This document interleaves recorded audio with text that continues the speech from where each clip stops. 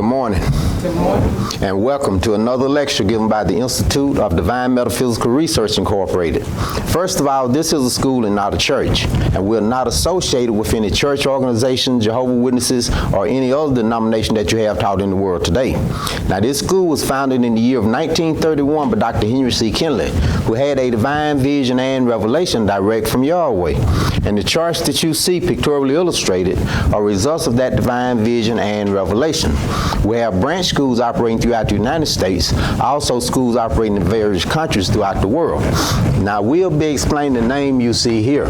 Now, Yahweh is the true name of our Heavenly Father, which was once laid down in the Scriptures. We have Yahweh symbolized as a cloud on this chart because Yahweh symbolized himself as a cloud in many passages of your Bible. We have the cloud extending all around the edge of the chart so that everything on the chart is within the cloud, just as everything that exists within the pure spirit state of Yahweh. Now, in this pure spirit state, Yahweh has no descriptive shape or form, in which he is the ultimate source and substance, the limits and the bounds of everything that exists. Now, when your translators has come across the true name of our Heavenly Father Yahweh, they have usually inserted the English title, Lord. Yahweh, now taking on a superincorporeal shape and form within himself, is known as Elohim. Now, superincorporeal means without physical flesh and blood. And in this state, Yahweh Elohim can only be seen in a divine vision and revelation, as stated in Exodus 24, 9 and 10. Then went up Moses, Aaron, Nadab, and Abihu, and 70 of the elders of Israel, and they saw the Elohim of Israel. Now remember, they saw Elohim in a divine vision and revelation. Now, when your translators has come across the true and correct divine title for Yahweh in shape and form known as Elohim, they have usually inserted the English title, God. Yahweh Elohim, now manifested in a physical body as the Savior of the world, is Yahshua the Messiah, as stated in John 1 and 1. In the beginning was the Word. The Word was with Yahweh, and the Word was Yahweh. And in the 14th verse, and the Word was made flesh and dwelt among us, and we beheld his glory, the glory as of the only begotten of the Father, full of grace and truth. Now, when your translators has come across the true and correct original Hebrew name of our Savior, Yahshua the Messiah, they have usually inserted false and erroneous names such as Jesus Christ.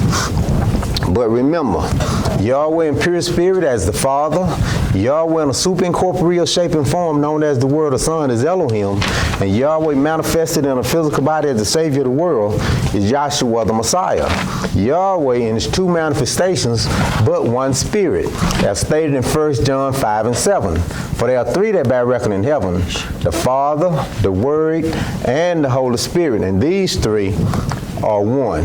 Now, my investigation on your part will prove to you beyond a shadow of a doubt that the name and title we teach here are true and correct, but that the names and titles that you have taught in the world are false and erroneous. For an example, look up the letter J. It is not and never has been in any part of the Hebrew language. It did not come into existence in any language prior to the Middle Ages.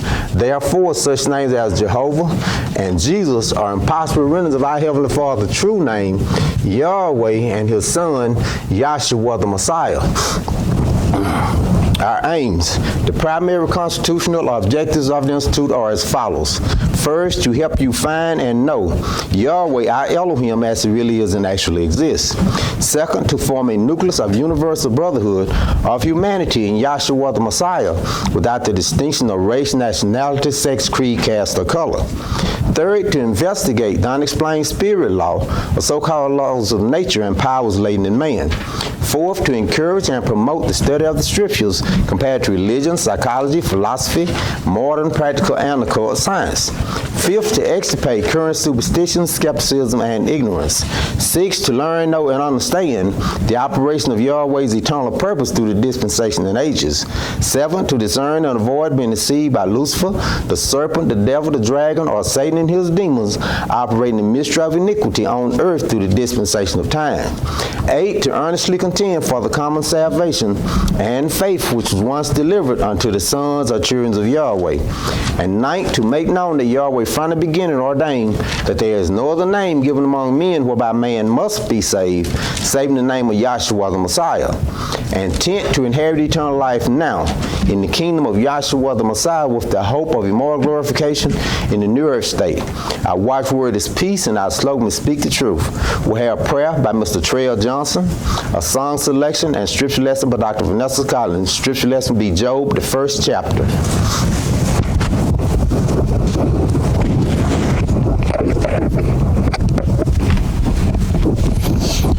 Let's bow our hearts and minds for prayer.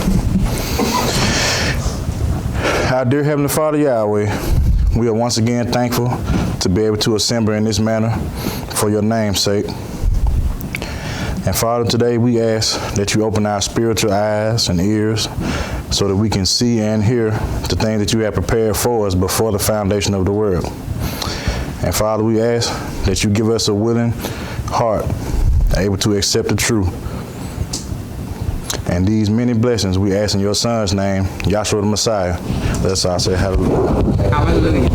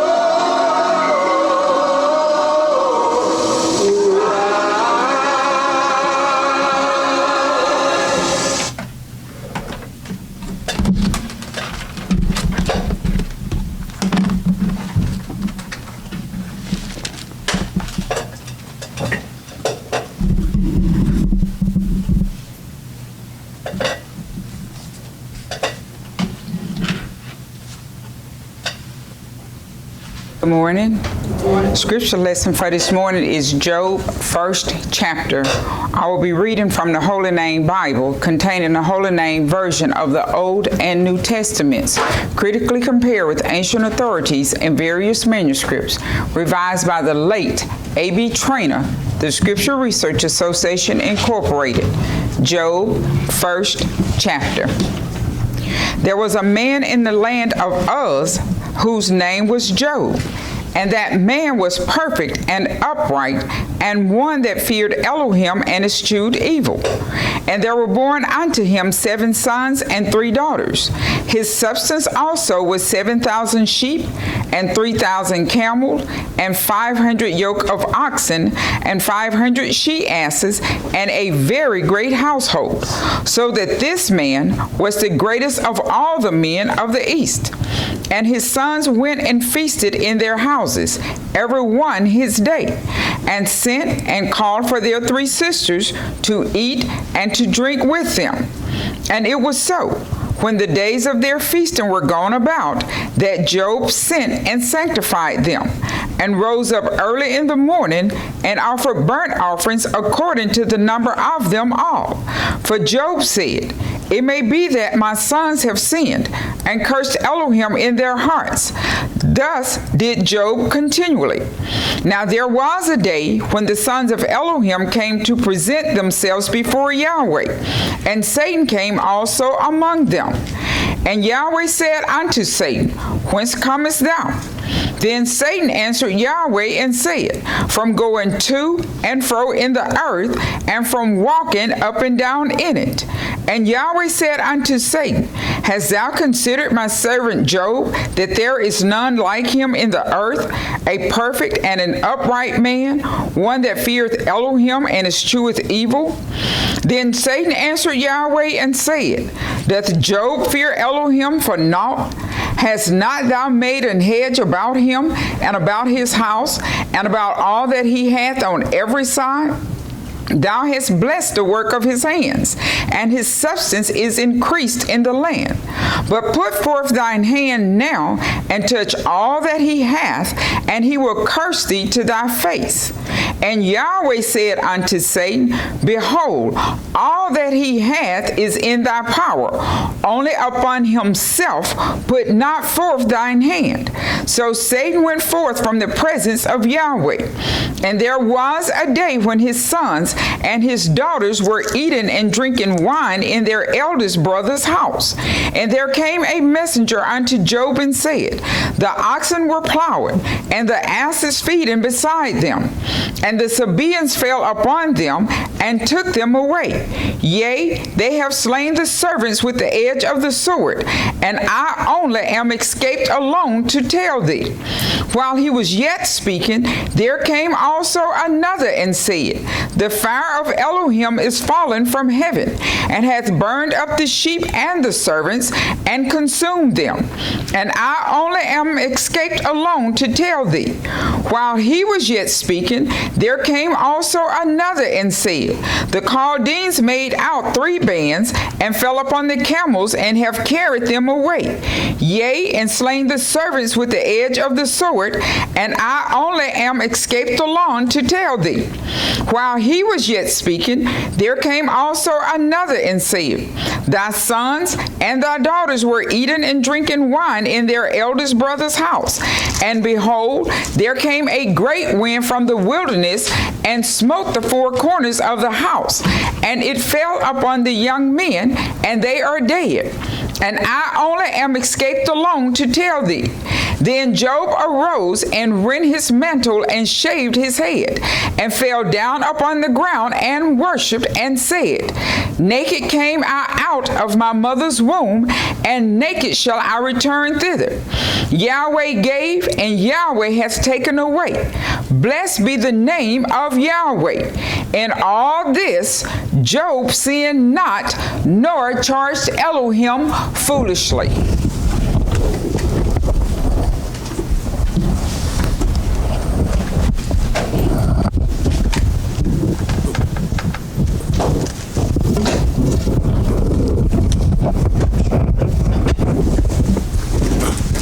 Our first speaker for this morning lecture will be Ms. Charmaine Calloway.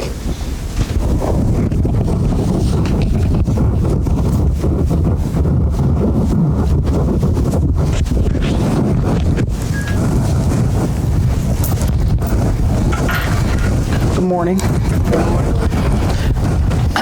I'm happy to have a testimony of this glorious gospel that Yahweh has caused us to be partakers of and recipients of His Holy Spirit.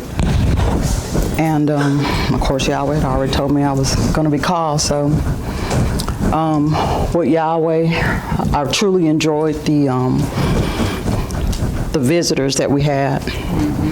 And Yahweh is always showing us the unity of the Spirit, which was great.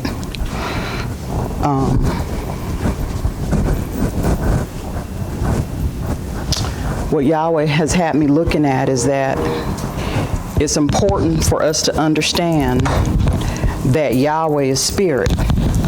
Because when you can understand that Yahweh is Spirit, then you will not have any separation.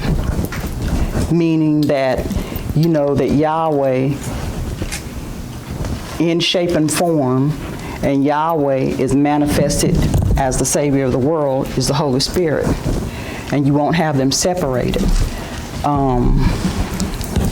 Get me John 4:20. John 4:20. Our fathers worshipped in this mountain, and ye say that in Jerusalem is the place where men ought to worship. Yahshua saith unto her, Woman, believe me, the hour cometh when ye shall neither in this mountain nor at Jerusalem worship the Father. Now, prior to us coming to this school and Yahweh revealing what the truth was, we had our own concepts and opinions. And one thing that Yahweh had me looking at yesterday was just to ask the simple question, how do you know that prior to coming in here, how do you know what your parents or whatever you were coming up in was the truth? Was that something that you even gave thought to? Most of us were just following what our parents taught us. We came up in this thing, and that was not even a part, we never gave that any thought. But Yahweh said that there is a way that you can know Him, and that actually you have to know Him in spirit and in truth. So read.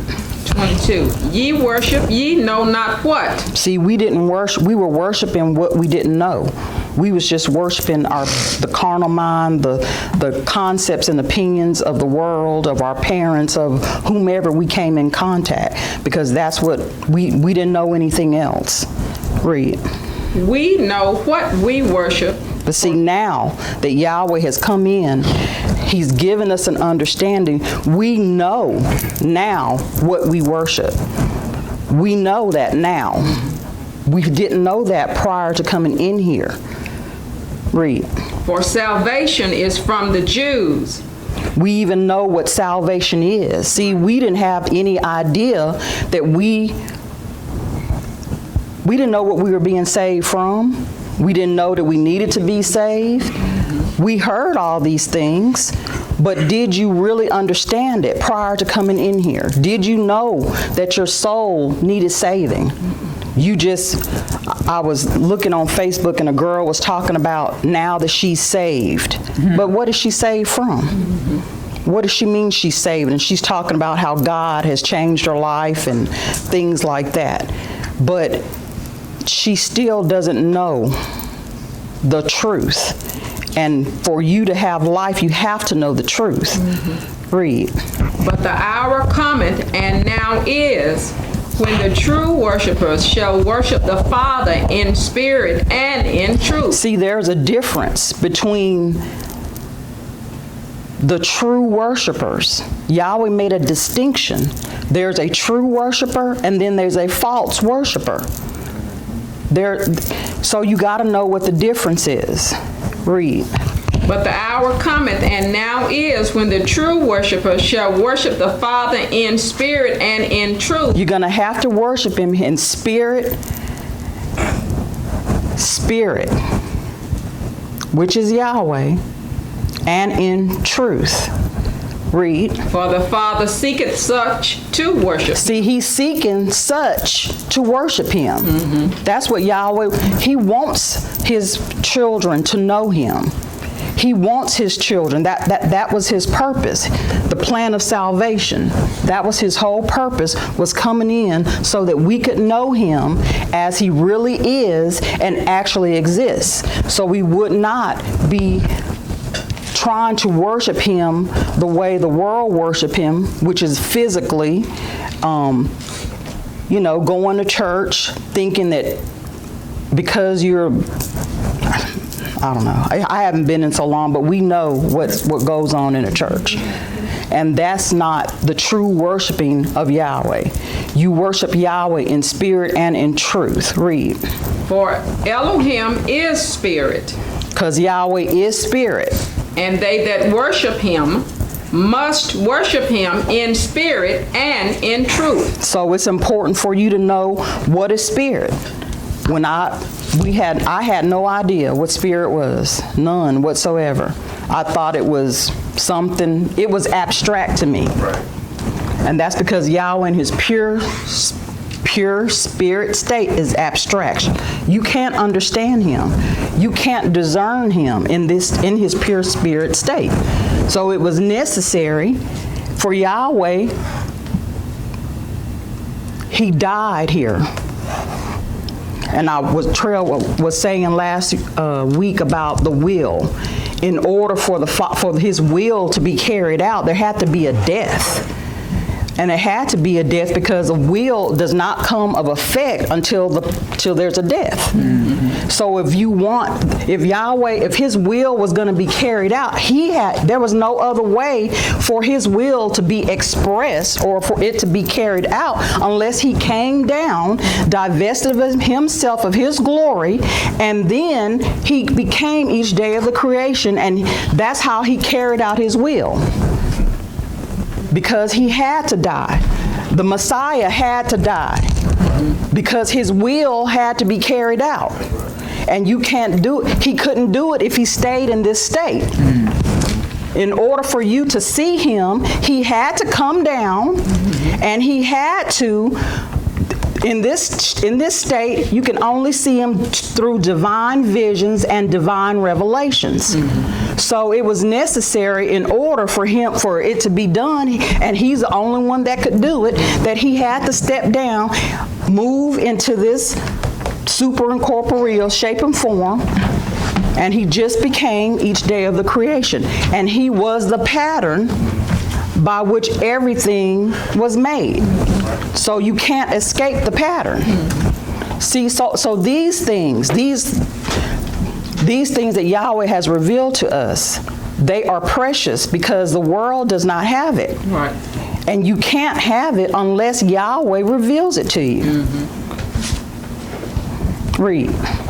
The woman said unto him, I know that the Messiah cometh, and when he is come, he will teach us all things. He's going to teach us all things. And we're not looking for him. He's not outside of you. Right. That's the glory that Yahweh has brought to us, that he's not outside of us, that we don't have to go far as we used to think, that he was up above the sun, the moon, and the stars. See, Yahweh has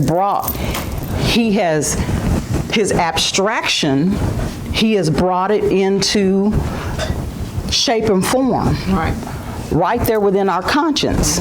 We can see him now. We can see spirit. So so what is spirit? And these are just basic fundamental things. That's very important. And like Yahweh said, they have to be repeated because we don't see them like we think, oh, I got that. But then Yahweh shows me all the time that you don't have it the way you think you are, think you do. Right. So it has to be repeated. And when he repeats these things, then the knowledge and the understanding just excels and it increases. So let's go over there to pick up your witnesses about what spirit is. Exodus 31:1. And Yahweh spake unto Moses, saying, See, I have called by name Bezaleel the son of Uri, the son of Hur of the tribe of Judah, and I have filled him with the spirit of Elohim. Now Yahweh said he filled him with the spirit of Elohim. See, prior to that, they had the knowledge of carnal knowledge. They knew how to build, but they couldn't build it by divine specifications that Yahweh, because this is the pattern of heavenly things. They didn't know anything about heaven or about Yahweh or about spirit. So they couldn't use that carnal knowledge that they come up with to build this tabernacle. Right. Just like we can't use the knowledge and understanding that we got in the world, the falsehood, you can't build the truth, or you can't have the truth with these false and erroneous titles and names. Right. The truth is not coming out of this. There's no truth that's going to be gleaned from this. Right. None, because this doesn't exist, first of all, and it's false and erroneous. So this will not give you life. Read. And I have filled him with the spirit of Elohim, in wisdom and in understanding and in knowledge and in all manner of workmanship, to devise skillful works. See, Yahweh, he was filling them with the spirit of wisdom. Read that again.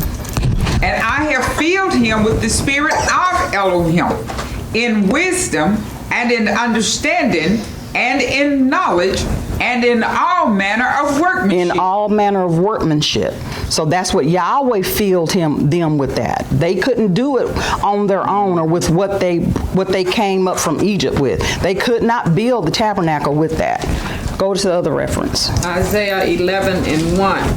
And there shall come forth a rod out of the stem of Jesse, and a branch shall grow out of his roots. And the spirit of Yahweh shall rest upon him. The spirit of Yahweh. The spirit of Yahweh shall rest upon him. Read. Spirit of wisdom and understanding, the spirit of counsel and might, the spirit of knowledge and of the fear of Yahweh. So that's the spirit of Yahweh that he filled them with in order to make this tabernacle.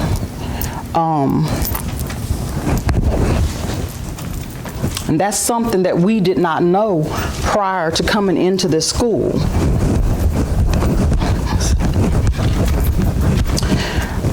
Get me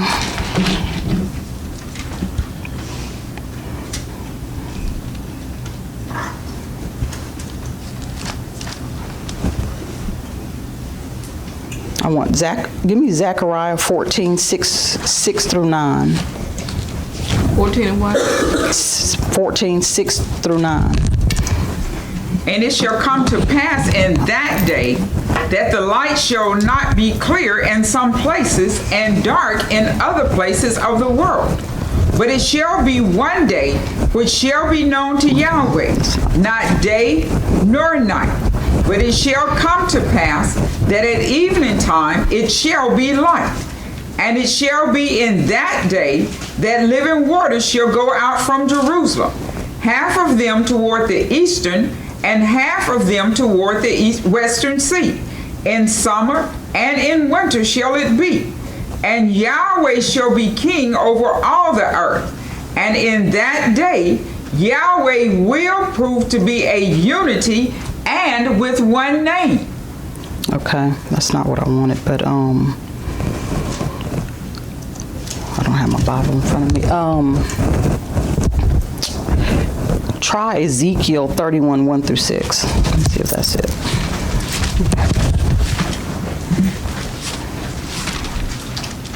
Ezekiel 31:1. And it came to pass in the 11th year, in the 3rd month, in the first day of the month, that the word of Yahweh came unto me, saying, Son of man, speak unto Pharaoh, king of Egypt, and to his multitude, whom art thou like in thy greatness? Behold, the Assyrian was a cedar in Lebanon with fair branches, and with a shadowing shroud, and of an high stature, and his top was among the thick boughs. The waters made him great.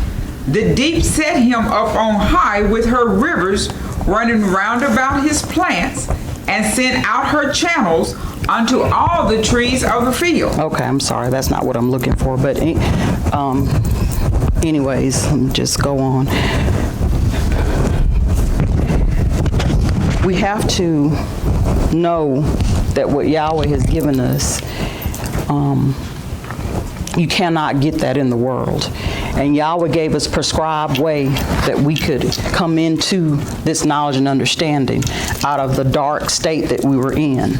He told us, Isaiah 8:20, to the law and to the testimony. If you speak not according to this word, is because there is no light in them.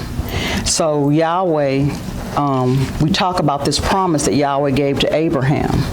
And see, one thing that we didn't know prior to coming in here was that Moses was given the vision, and Moses was given Yahweh's name, but Yahweh showed Moses the beginning of the creation. See, the world, they don't even know that Moses was the one that had the vision, and that's how he saw how Adam came in, the transgression in the garden, and all of that. That was seen through Moses. So when you go through this pattern, Yahweh, before there was a Genesis, there was an Exodus. And Moses was given this vision out here on in Mount Sinai, and Yahweh revealed his name unto him. And Yahweh told Moses to come back down to give his name to the children of Israel, and that it was gonna take a mighty hand to bring them out. So I want you just to go ahead and go to Exodus, the 1st chapter, because what Yahweh was showing me here, he slowed it down for me yesterday.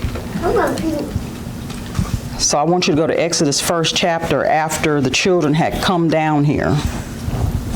Okay. After skip the names. Okay, 7th verse. And the children of Israel were fruitful, and increased abundantly, and multiplied, and grew exceeding mighty. See, Yahweh had told Adam to be fruitful and multiply. And Yahweh told Abraham back here that his seed was gonna go down into a land that was not theirs and be placed in bondage, but after a period of time, he would come in and he would bring them out. So Yahweh had them multiplying down here. See, the adversary does not want you to multiply. Right. He's doing whatever he can to stop you from multiplying, and what we're talking about in knowledge and understanding. Right. In wisdom. He's doing everything he can to impede that process. Read. And the land was filled with them. Now there arose up a new king over Egypt, which knew not Joseph. See, Joseph had come down here, and Yahweh had set Joseph up to be the deliverer down here. Yahweh caused Joseph to come down and to prepare a place for them to get food when there was that famine that was in the land. So Yahweh was always taking care of his children. Even though it seemed like it was a bad thing for Joseph, for what happened to Joseph, him being sold down here, his brothers, everything that happened with his brothers, and him being brought down here. But see, Joseph ended up being the second in command down here. So Yahweh is causing us to look to see that you can't look at every situation negatively. That Yahweh is doing something with these so-called situations and things that come up in our life. We have to be able to see that Yahweh means it for the good. They might mean it for the evil. It might be evil intentions in their heart, what they're doing against you. But see, Yahweh, if he's for you, who can be against you? That's right. And see, that was Joseph down here. That it seemed bad that he was down here and in prison for something he didn't do. But see, Yahweh had set it up for him to come down here so he could provide food for his children. They were being fed. That's how they got fed, is because they had to come down here. And Joseph provided that food. Read. And the children of Israel were fruitful and increased abundantly and multiplied and grew exceeding mighty, and the land was filled with them. See, no matter what that adversary did or what Pharaoh did, they still were fruitful and multiplied. Right. And that's the same thing with us. The trials and tribulations that we go through is to cause a multiplication. It's to cause us to grow. That's what it's for. I know it doesn't seem like that at the time, but when you get to the other side of it, then you're going to see, well, darn, look at how much stronger I am. Look at how much more faith I got. Look at what this has done for me. It has made me multiply and grow. So that's what it's for. Read. Now there arose up a new king over Egypt, which knew not Joseph, and he said unto his people, Behold, the people of the children of Israel are more and mightier than we. Come on, let us deal wisely with them, lest they multiply. And it come to pass that when there falleth out any war, they join also unto our enemies and fight against us, and so get them up out of the land. See, they didn't want them to get up out of that land. But Yahweh said they were going to come out of this land and their inheritance, they were coming into that land that he had set up for them. So the adversary was doing everything he could, or Pharaoh was doing everything that he could to keep them to keep that from taking place. Read. Therefore they did set over them taskmasters to afflict them with their burdens. So Yahweh was making me look at those taskmasters. Just anything that can come up, or problems, issues, your health, just any type of thing to get you to bemoan, to just, just question what's going on. Yahweh, are you here? But see, he was down there, right there with them the whole time. They wasn't by themselves. Read. And they built for Pharaoh treasure cities, Pithom and Ramesses. But the more they afflicted them, the more they multiplied and grew. And they were grieved because of the children of Israel. See, it grieves that satanic spirit. It's grieving them because Yahweh said there's nothing he can do to impede, to obstruct. If Yahweh has it for you to come out, then that you're coming. Halt, maim, or whatever, if Yahweh has said it so, then that's what's going to happen. Right. And there's nothing or no man that can stop that process from taking place. Read. And the Egyptians made the children of Israel to serve with rigor, and they made their lives bitter with hard labor. Okay, so they served with rigor. When you look up that word, what does it mean? When they serve with rigor,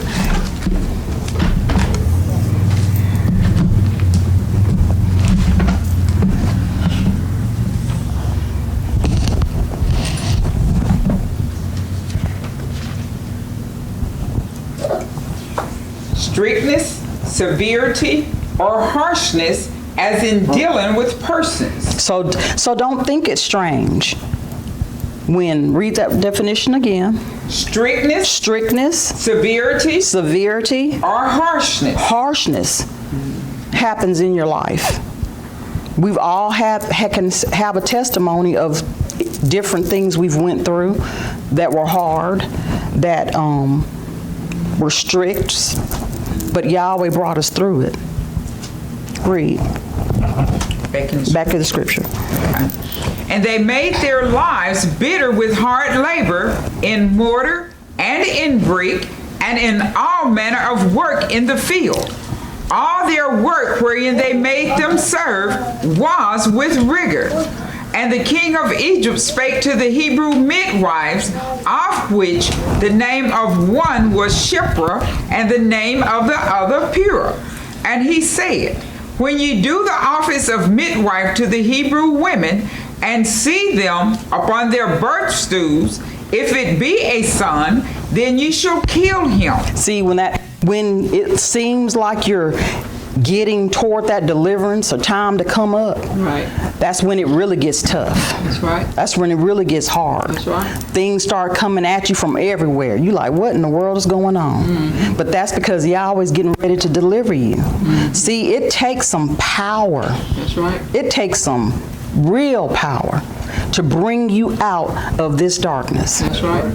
It's not Yahweh, and he made it that way for you to know and understand you ain't coming up out of there on your own. Right. You didn't get there on your own, and you ain't coming up out of it on your own. Right. You not coming up by your thoughts, your opinions, how smart you are, how many degrees you got, how much money you got. You ain't coming out, but you can't pay for it. You can't pray upon it. There's nothing that you can do. It is by the grace and mercy of Yahweh that these things are given unto you. So, because of the power that it took, then Yahweh, I want to go ahead and read. But if it be a daughter, then she shall live. But the midwives feared Elohim, and did not as the king of Egypt commanded them, but saved the male children alive. So they feared Elohim. They saw him who was invisible. Why didn't the other ones see it? Right. But they saw him who was invisible. And that was Yahweh. And they feared him, and so they didn't do as Pharaoh told them. So, go ahead and read. And the king of Egypt called for the midwives and said unto them, why have ye done this thing, and have saved the men children alive? And the midwives said unto Pharaoh, because the Hebrew women are not as the Egyptian women. Okay, go on to 3rd chapter. 3 and 1. Now Moses kept the flock of Jethro, his father-in-law, the priest of Midian. And he led the flock to the backside of the desert, and came to the mountain of Elohim, even to Horeb. Now see, Yahweh had to cause Moses to be born down here. He was a goodly child, and Yahweh had set up that he was going to be a type of the Messiah. So he was born down here, and then Yahweh called him out, caused him to come out here because he had killed a man down here in Egypt. And Yahweh has revealed to us that that was one of the Egyptian, Pharaoh's son. So because he had killed a man down here, he fled or was led out here to the backside of the mountain, and this is where Yahweh revealed his name unto him. See, no man has that knowledge, but Yahweh has revealed it unto us that Yahshua, who was down here, that he was the one that appeared to him in the bush. Read. And the angel of Yahweh appeared unto him in a flame of fire out of the midst of a bush. And he looked, and behold, the bush burned with fire, and the bush was not consumed. And Moses said, I will now turn aside and see this great sight, why the bush does not burn. See, there has to be a slowing down, or Yahweh just has to stop you. He just has to prevent you from going the way that you were going. And once he gets your attention, then Yahweh can start dealing with you. And see, Yahweh had to gave Moses his name because they had to know by what power they were coming out. They were going to see Yahweh's power being demonstrated down here. Because they saw what the Egyptians had. They worship all different kinds of gods and things. And so Yahweh was going to come down here. He was going to bring his name. He was going to deliver them out of this land. And the gods that they were worshiping down here couldn't do nothing about it. Yahweh was showing that's power. And see, we talk about the fact that the gods that they were worshiping, the sun and the river and all those type of things, they didn't have any power. If they did, then they would have been able to stop Yahweh from coming and getting those children out of the land. But they couldn't do that. So Yahweh brought the name down, gave it to the children, told Pharaoh, you let my son go. If you don't, then with his 10th plague, he said he was going to kill his firstborn. So Yahweh came down here, devastated this land, poured out 10 devastating plagues. Pharaoh, when Moses was come down here and tell Pharaoh, give him instructions, Pharaoh kept playing, didn't want to do what Yahweh told him to do. And Yahweh the whole time was letting Moses know what Pharaoh was going to do and say. He prepared him for whatever he was going to have to face when he dealt with Pharaoh. And so Yahweh did according to what he told Moses, and the 10th devastating plague was poured out. So go ahead and get me that.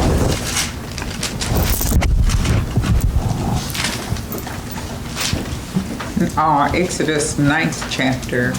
And see, you have to look at this process as your state of mind and all the things that you have inside that you've been worshiping. All stuff that you didn't even think that you held in high esteem. People, places, things, or whatever. But Yahweh is going to totally devastate that. He's going to have to destroy all that, because in the end, he's going to be the only one left standing. Mm-hmm. Just like down here, Yahweh was the only one left standing. And that's how it is with us. He's going to have to be, because he's all that there is. There is none else but Yahweh. And that's what he was demonstrating to the children of Israel. Read. I need to go to 7 and 1. Okay. And Yahweh said unto Moses, See, I have made thee an heir to Pharaoh, and Aaron thy brother shall be thy prophet. Thou shalt speak all that I command thee. And Aaron thy brother shall speak unto Pharaoh, that he send the children of Israel out of his land. Mm-hmm. And I will harden Pharaoh's heart, and multiply my signs and my wonders in the land of Egypt. See, Yahweh had to harden Pharaoh's heart. There's no way Pharaoh could have withstood all that Yahweh was putting him through on his own. There's no way. Yahweh had to harden. And he told him, he said, I'm going to get honor upon Pharaoh. Mm-hmm. I'm going to show you that Pharaoh ain't got no power, that Pharaoh is going to bow down to my will, and my children, they going to come up out of here with great substance. Right. And that's what we have done. We have come out here with great substance. Mm-hmm. Read. But Pharaoh shall not hearken unto you, that I may lay my hand upon Egypt, and bring forth mine armies, and my people, the children of Israel, out of the land of Egypt by great judgments. He going to lay his hand, Yahweh's hand. Right. See? Read. And the Egyptians shall know that I am Yahweh, when I stretch forth mine hand upon Egypt, and bring out the children of Israel from among them. And Moses and Aaron did. Is that not what Yahweh has done with us? Mm-hmm. That's right. That's what he's done right. So this, even though it's back here, it's right now. Mm-hmm. The same thing that Yahweh did right here with the children of Israel, he's doing it with us and has done it with us. Mm-hmm. He has brought us out by a mighty hand. Right. And there's nothing or no one that can impede. Yeah, your parents or some of your relatives might have said you're crazy for going down there. Why are you listening to them people and all, you done heard all kind of things. But it's been Yahweh's mercy and grace that has kept us. That's right. Because we know that 1 John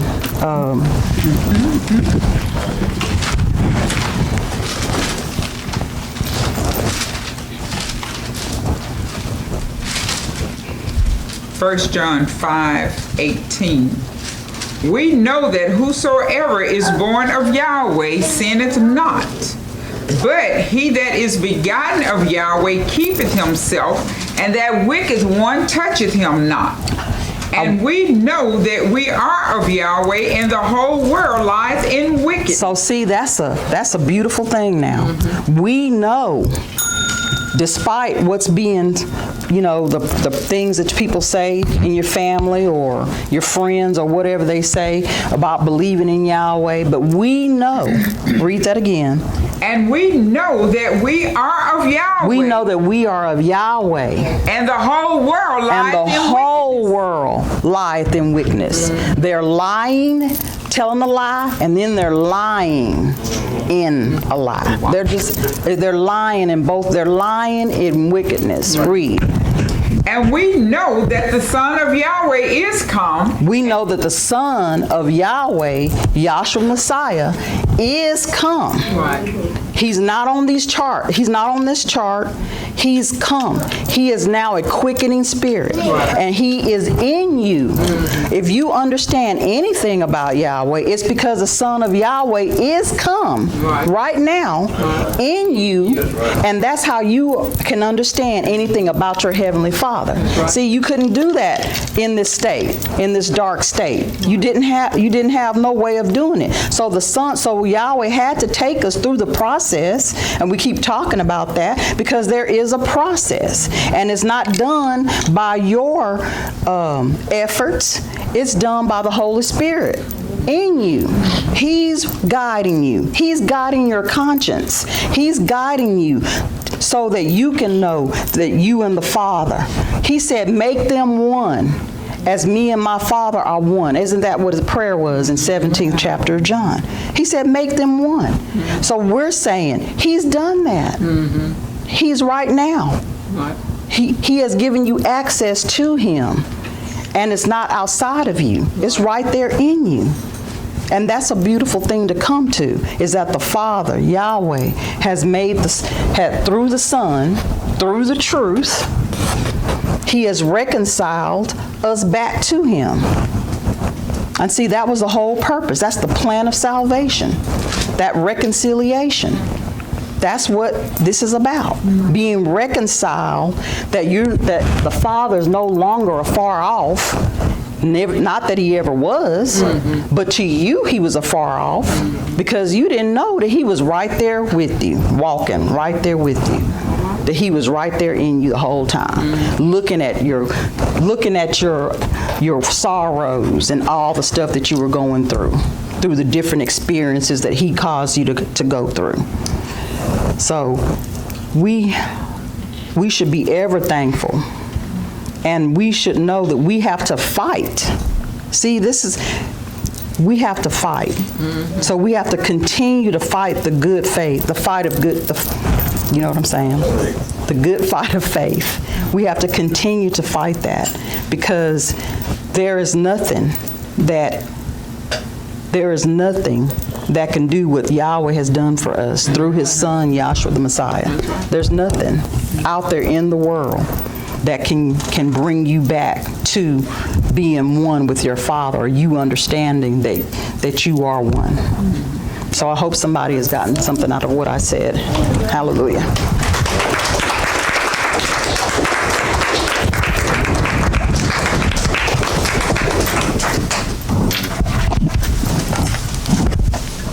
Our next speaker for this morning lecture will be Ms. Melanie Boston.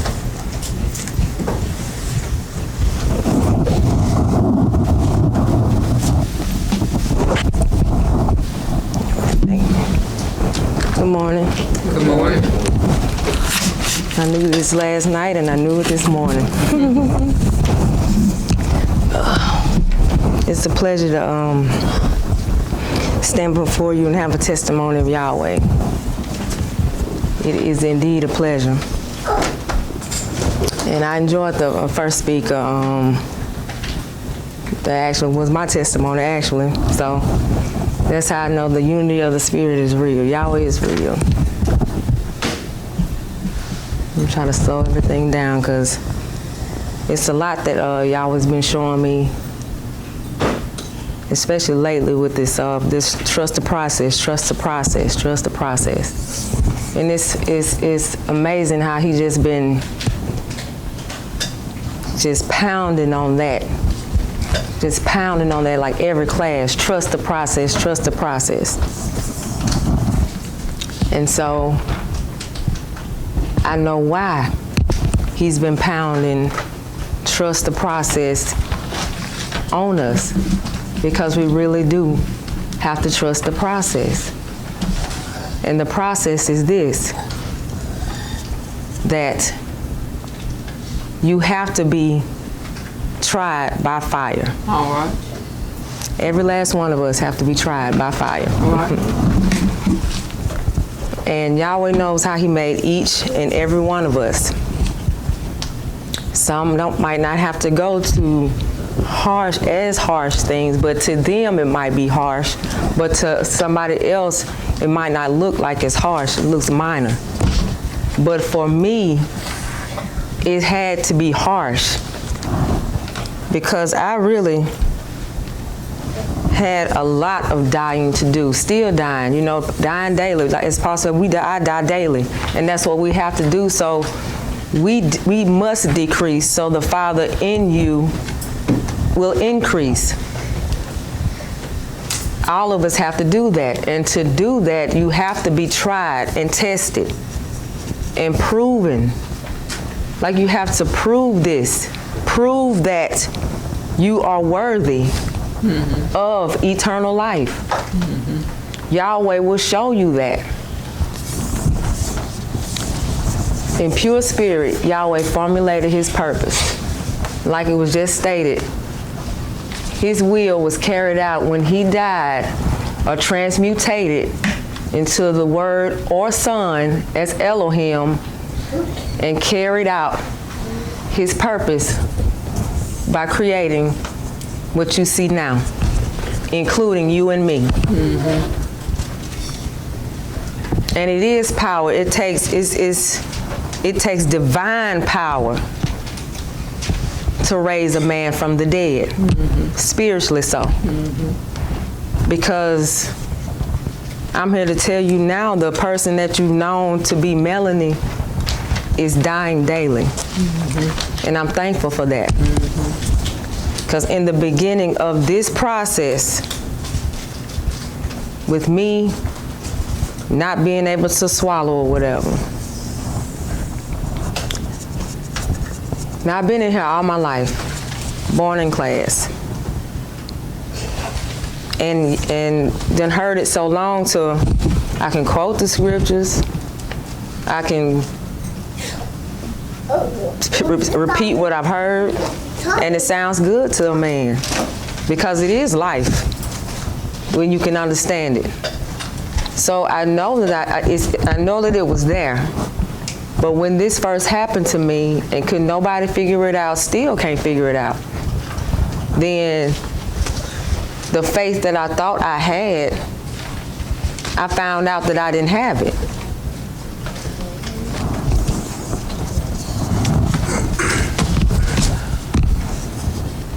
And that was a hard blow.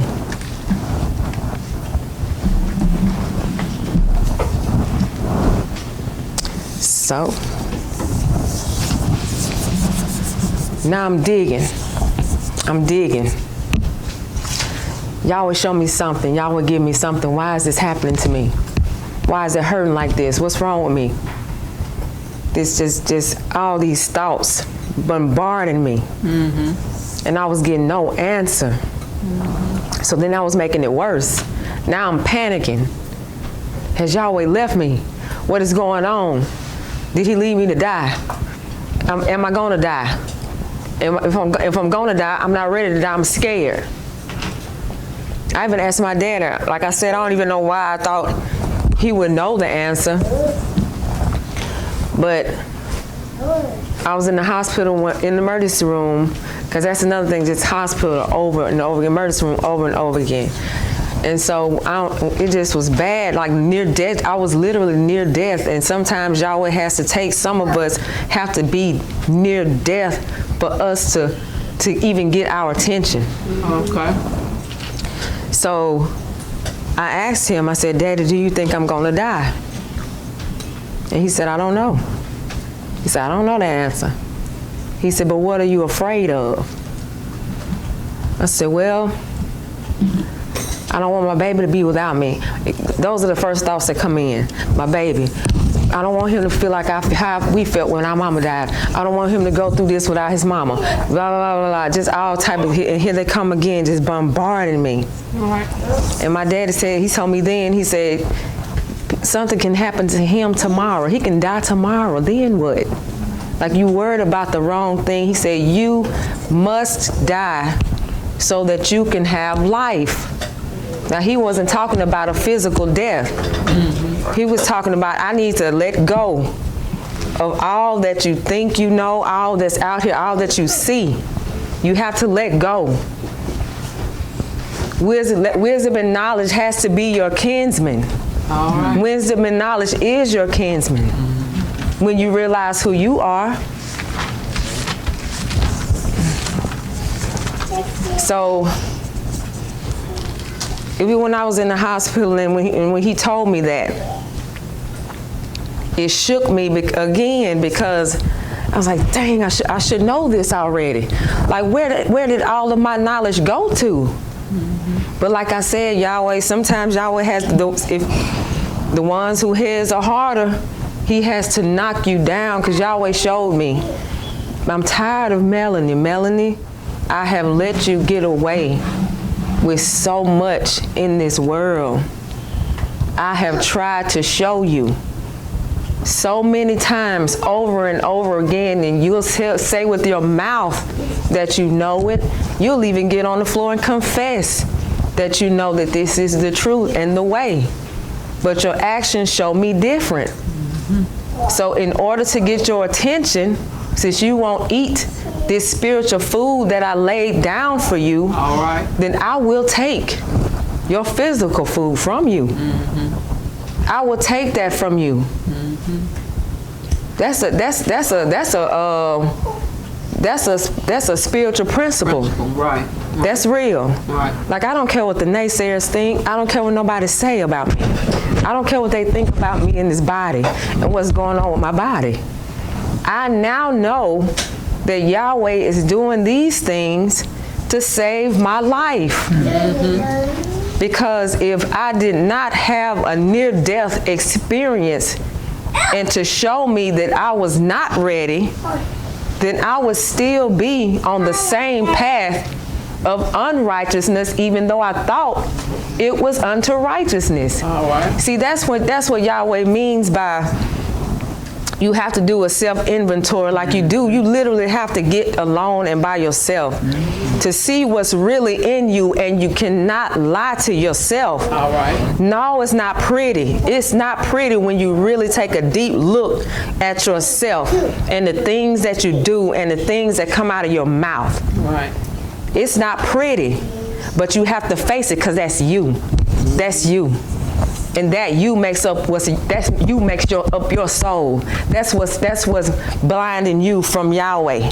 That's why when we say that you are Yahweh, you really don't understand it, or you can't, okay, yeah, I'm Yahweh, but you don't really understand the essence of it, because you are still thinking that you are who you are as far as personality go. Personality wise, okay, I used to be the fighter. I used to be the one that was tough and hard and couldn't nothing get to me. I've been shown different. I've been shown no, like I'm talking about like somebody got you by the neck and just got your face in it. Like, you have to face your demons. You have to face your demons. And I find now that I've been running from it, because don't nobody, you know how you just, I don't want to go through nothing. I don't want to go through nothing. Please, if I could just get, I don't want to go through nothing. I don't want to go through nothing. And Yahweh has shown through the pattern that you have to. That's the only way you'll be able to honor him. And that's how you'll know that he's the one that's saving you. He has to save you from something. Right. How can you know he's the savior if he don't save you from something? Like, you can see it on the charts, but he says you got to take it off the charts. Right. It's what's happening in your own life. And you don't want to be like the children of Israel, just complaining and moaning and groaning after all that he's done. He said, remember the former things of old. I am El. There is none else. I am Elohim, and there's none like me. None like me. So, yes, it might seem like a bad thing. It hurts. I'm going through all this stuff, but yeah, this is how I know that I'm growing too. Because even in this physical body, y'all always taking the pain away. Doesn't hurt because I was hurting every single day, and I was just I'm talking about. You have no idea, man. But like I said, Yahweh told me. He said, "Listen, I love you. I love you. This is why I'm doing this to you. I know it seems bad to you. I know it seems bad to you, but you have stuff in you that you have to be cleaned up. You have to be pure, for I am pure. Mm-hmm. I'm pure." Mm-hmm. That's, can we get the word pure looked up again?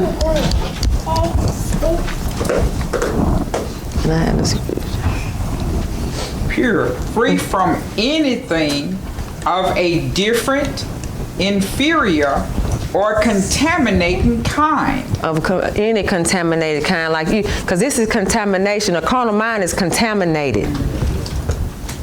You have to be free from all of that, all of that. You have to, if you say that you want to talk about entering back into the essence of Yahweh, that's pure spirit. If that's where you're trying to get back to, you have to be pure right now. Mm-hmm. You have to be pure right now before you take the body off. That's how you're translated back unto Him. You can say with your lips all day. I know that for a fact, because He's shown me that. You can say it with your lips all day. But Yahweh has shown me that wisdom is my sister, knowledge is my brother. Like this is my kinsman, because I'm a seed of Yahweh. I'm a child of Yahweh. If He's spirit, and that's my makeup as well, then that's my makeup.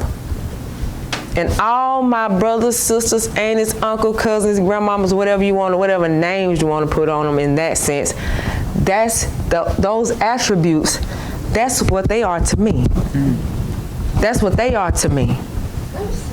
Because when you're down in those dark places, knowledge and wisdom is who brings you up. Right, that's right. That's right. Let me read some more definition. Okay.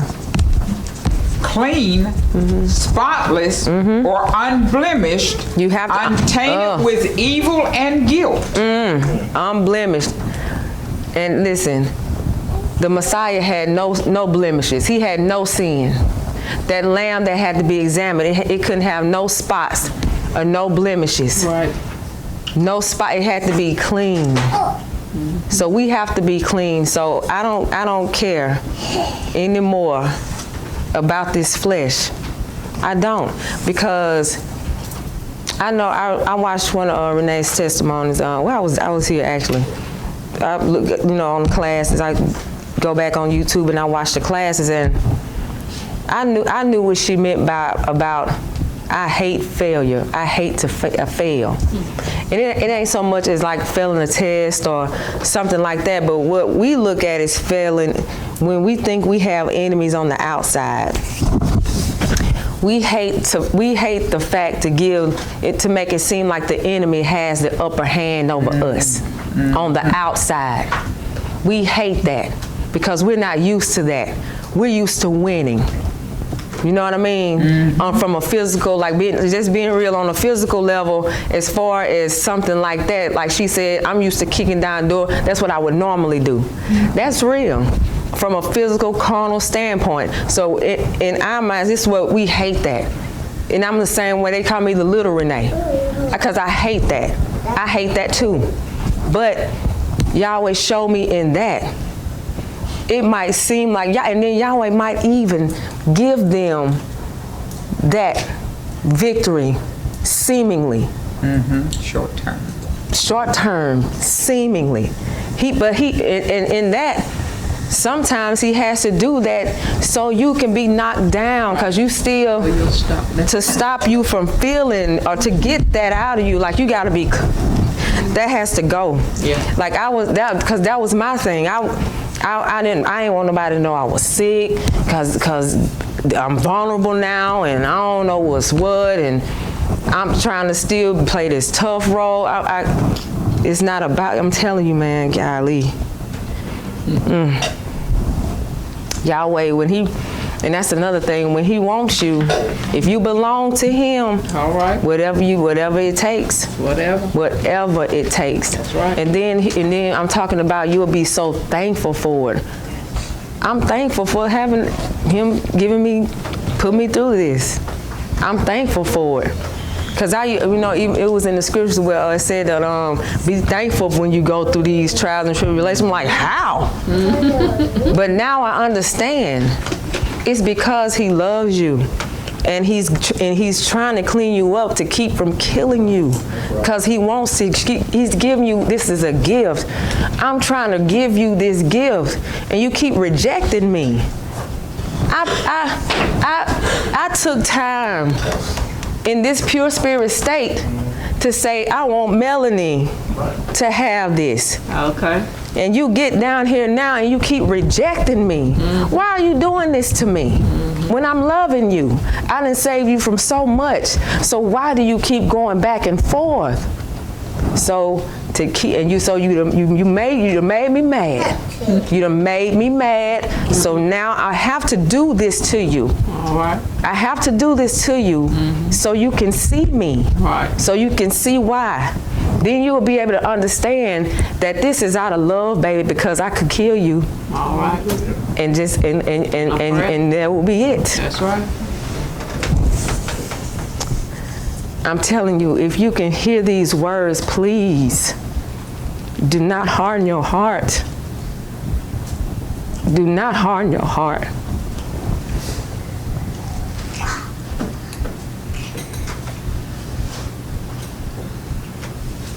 I was reading over in Exodus, whatever. Let's see, Exodus the 14th chapter. 14.2. Because we have to stand still and see the salvation of Yahweh. See what he's saving you from. That's what that is. It's not on the, you have to see what he's saving you from within. It's not the people. It's your thoughts about it. And what Dr. Welch did the other night was beautiful. What he laid out on the board, that was beautiful, because that's how that is. That's how that is. Your thoughts, your perception, the way you think of things to be. Ignorance, basically. Right. Ignorance, stupidity. You have vanity. That's the man's problem, is vanity. And it's not, and I've never thought that I was the prettiest thing in the world. That's not the vanity I'm talking about. I don't think I'm pretty and, oh, I'm better than you type thing like that. But just having me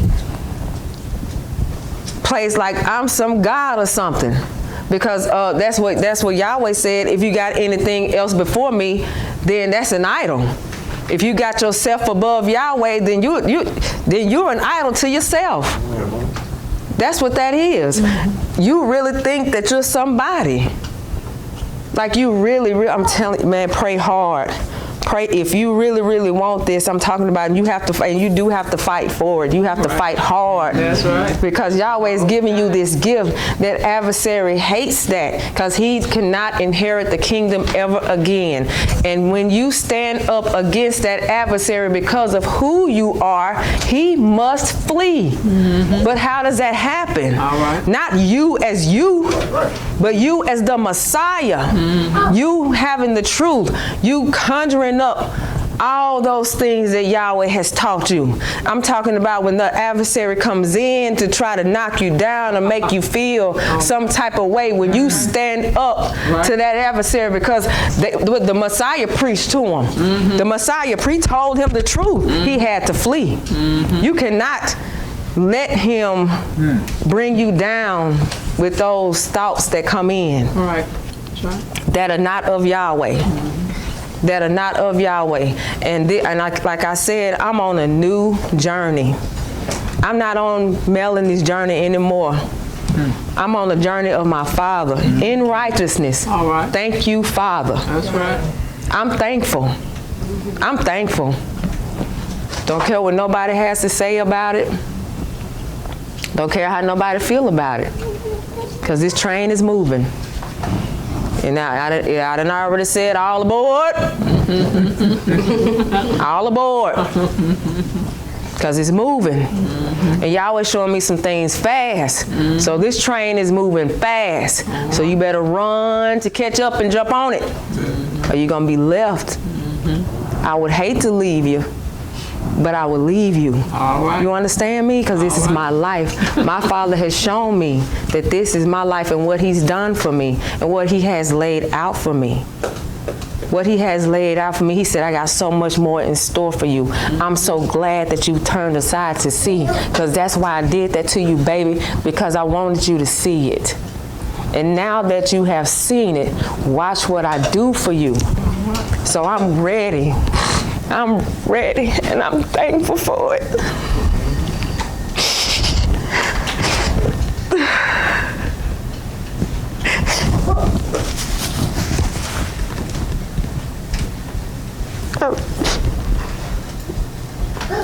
Been a fool all my life.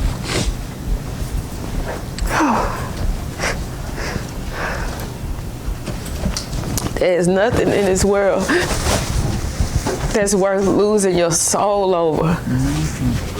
Let them talk. Let them have it. Because guess what? Yahweh destroyed those Philistines because they thought that they did something of themselves. Let them have it. Let them have it. This that little portion. This is all they got. But we have Yahweh said, I am your shield. He blocks us from all these things because there's so much. They will tear us apart. Do you hear me? They will rip us from limb to limb if Yahweh allowed them to, because they are so mad. Not them as a person, but that adversary in them. They so mad. That's why you can't get along with them. And you don't understand, like, dang, what's the problem? Because that adversary hates the Messiah. He hates Yahweh. But Yahweh set him up to be that. Yahweh set him up. He's hate. He's not love. That's right. All right. The adversary has no love in him. Look at what he did to Job. All right. When Yahweh gave him access, he said, you can do all that you can do, but don't touch his life. Look at what the first thing he did. Killed all his kids. Just because that's how evil he is. Like, just want to hurt you so bad. That's hate. That's not love. The adversary does not possess love. That's right. I'm sorry. The adversary cannot love. No. Nothing. It's lust. That's not love. They say, well, he loves to be wicked. He loves to see you hurt. Like somebody, matter of fact, the example was given, somebody might say, I love to see her hurting like that. I said, that's hate. That's not love. That's hate. Right. If somebody say, I love to see somebody hurting, that's hatred coming out of that man. Right. That's not love, just because they said that. That's hate. Don't make that love. That's right. The Messiah is love, and we say Satan is the opposite of him. So that's hate. That's it. That's right. That's it. Matter of fact, he's divided against himself. And a house divided against itself cannot stand. That's why you have the murderers, the liars, and they're against each other. Like you see people, they fighting each other. They don't have a clue. Satan is divided against his own self. That's just how, yeah, he is. And Yahweh made him that way. That's right. And it's so nasty, and it's so ugly, and it's so foul, and it's so disgusting. Well, if you got any of that in you, please, I'm telling you, it's worth fighting for. Because when Yahweh say, now that you turn aside to see, because look what he did with Moses. When Moses turned aside to see this great sight while the bush was burning and was not being consumed, and he said, Moses, Moses, he said, here am I. Take off your shoes from off thy feet, for the place is not standing, this holy ground. that was something to see. That's right. That was something to see. He began to work with Moses. Moses came up with his excuses like we do. We come up with our excuses. Like I said, I don't want to go through nothing. Please, just take me on back. Just carry me on your shoulders to take me back. I'll watch everybody else go through it, but just take me on back. I don't want to go through nothing. But that's not how it's going to be, because like you have to be pure. Because see what Yahweh did, like I said, he transmutated into Elohim and just became everything that you see. Even you and me. And since Adam partook of that fruit back there in the garden and died in his conscience, it said all men after him were born dead, ignorant. Don't no man come in knowing anything.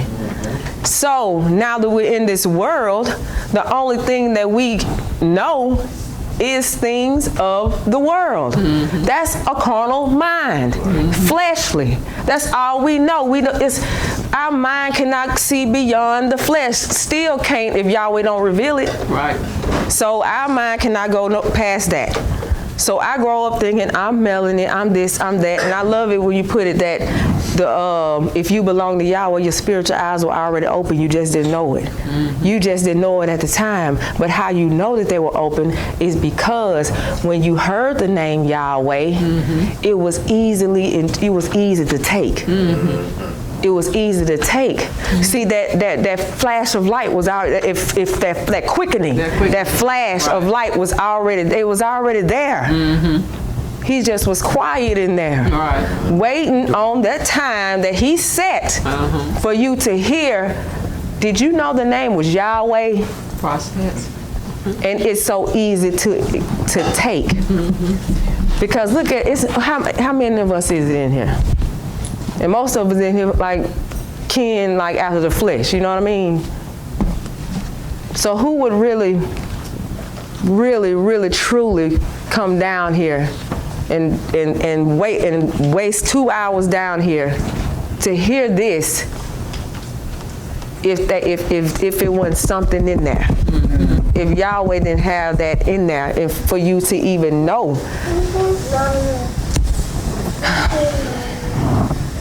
Oh, you can get read Exodus for me, Exodus 14th chapter.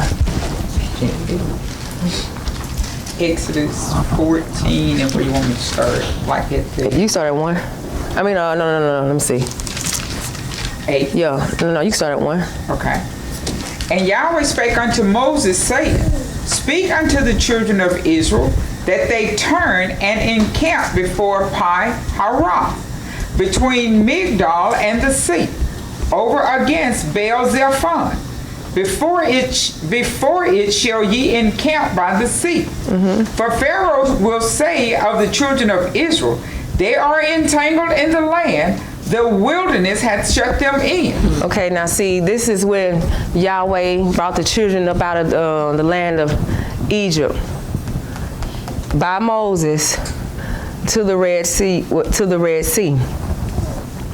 Now, he told Moses to tell them, because he's going to harden Pharaoh's heart again. But now, it was already shown to them down here in Egypt what all Yahweh is capable of, what all Yahweh can do, the power that he has.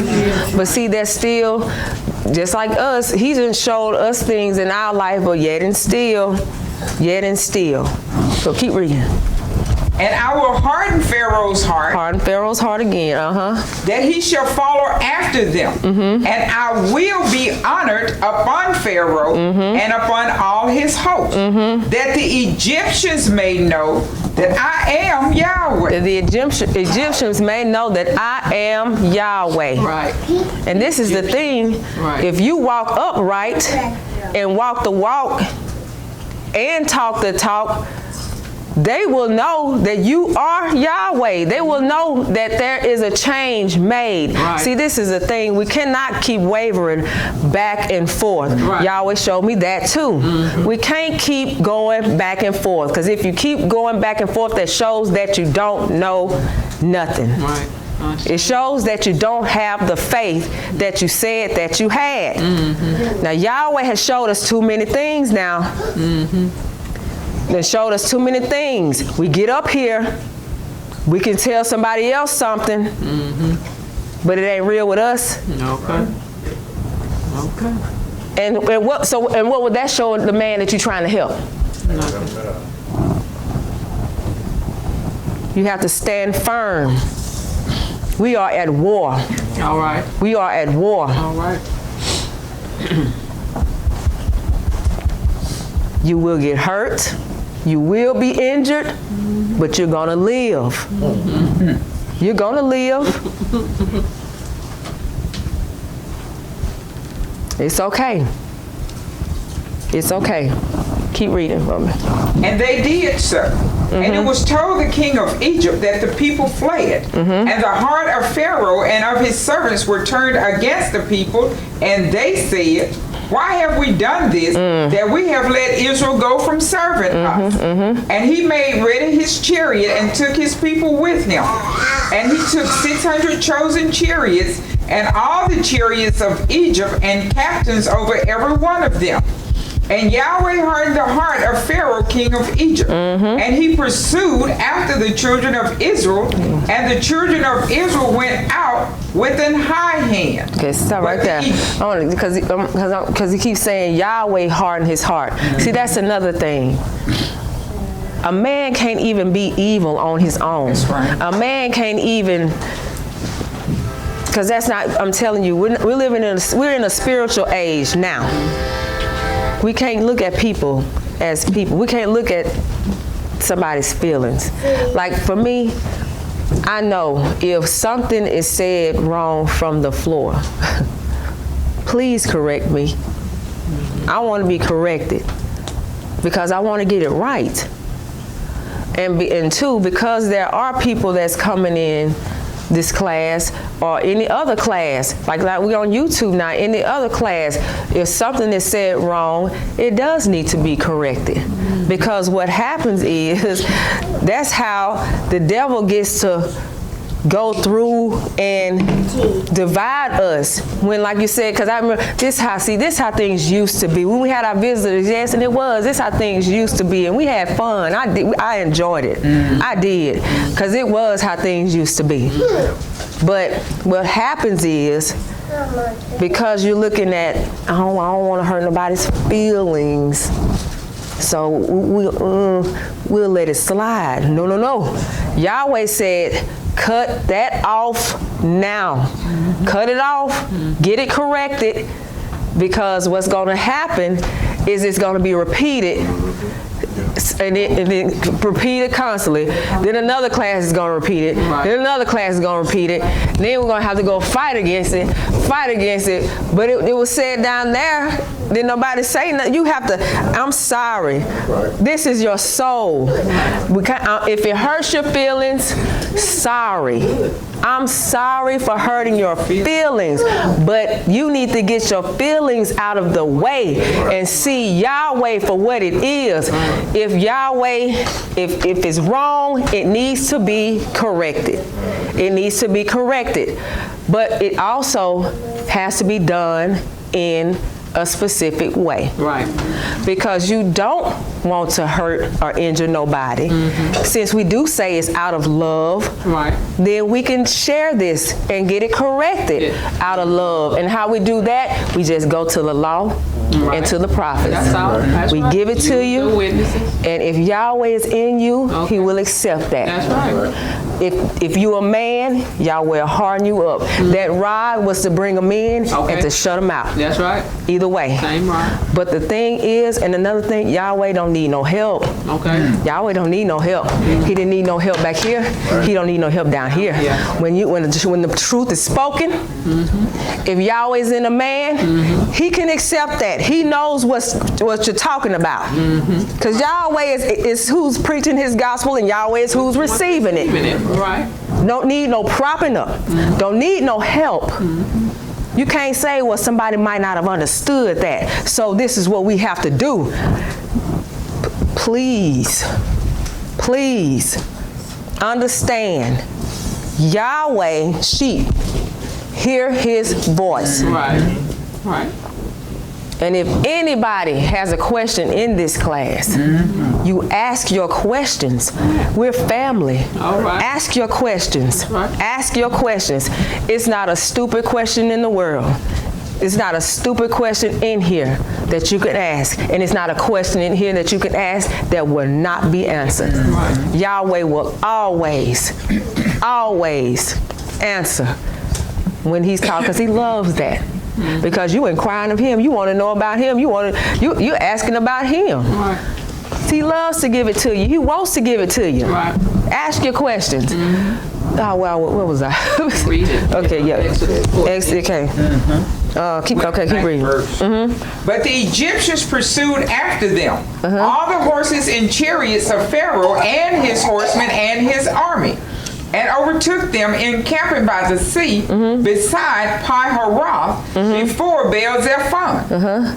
And when Pharaoh drew nigh, the children of Israel lifted up their eyes, and behold, the Egyptians marched after them, and they were so afraid. Stop right there. See what I'm saying? Now, what did Yahweh just do? Yahweh poured out 10 devastating plagues down here in Egypt, and like I said, there's no other El. There are no other gods. That was their imaginations. Right. Those were imaginations. They thought the river or the sun or whatever was a god. That was only in their minds, because there is no other El. That's right. Besides Yahweh Elohim. That's right. There is none other that exists. The only place that it exists is in your mind. And then even in that, you put limitations on it, because it's a lot of people that, now how can he do all of these things? Because Yahweh said he has the power to divide soul from spirit. How is that possible? See, they put limitations on their gods. Yahweh has no limits. He has no bounds. No limit. I mean, you can't even get outside of him. Right. There's no limitations on our Creator.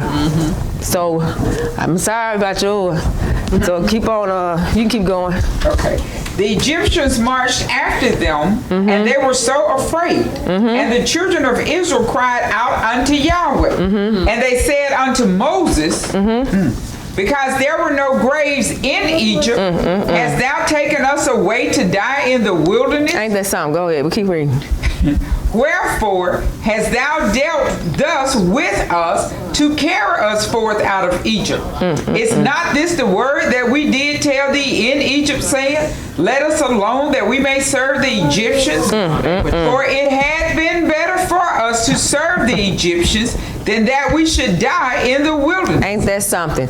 You mean to tell me, because you don't want to go through something, you rather just stay ignorant or continue to, because the thing, you was catching hell down here. I'm talking, they even made it worse for you when Moses came down there with Yahweh's name. They made it worse for you, even made it worse for you. So you know the name is Yahweh, but I want to keep doing what I'm doing. I like committing adultery. I like fornicating. I like sneaking around doing this, or I like thinking that I'm somebody. I like feeling that way. So it's better off for me to be down here, even though I'm catching hell down here. It's better off to catch hell than to turn aside and see and get all these great gifts. Right. Because Yahweh said, once I'm talking about when your eyes are stayed on Yahweh, he'll make your enemies be at peace with you. Okay. But that's what you rather do? You can go ahead. You keep reading. Okay.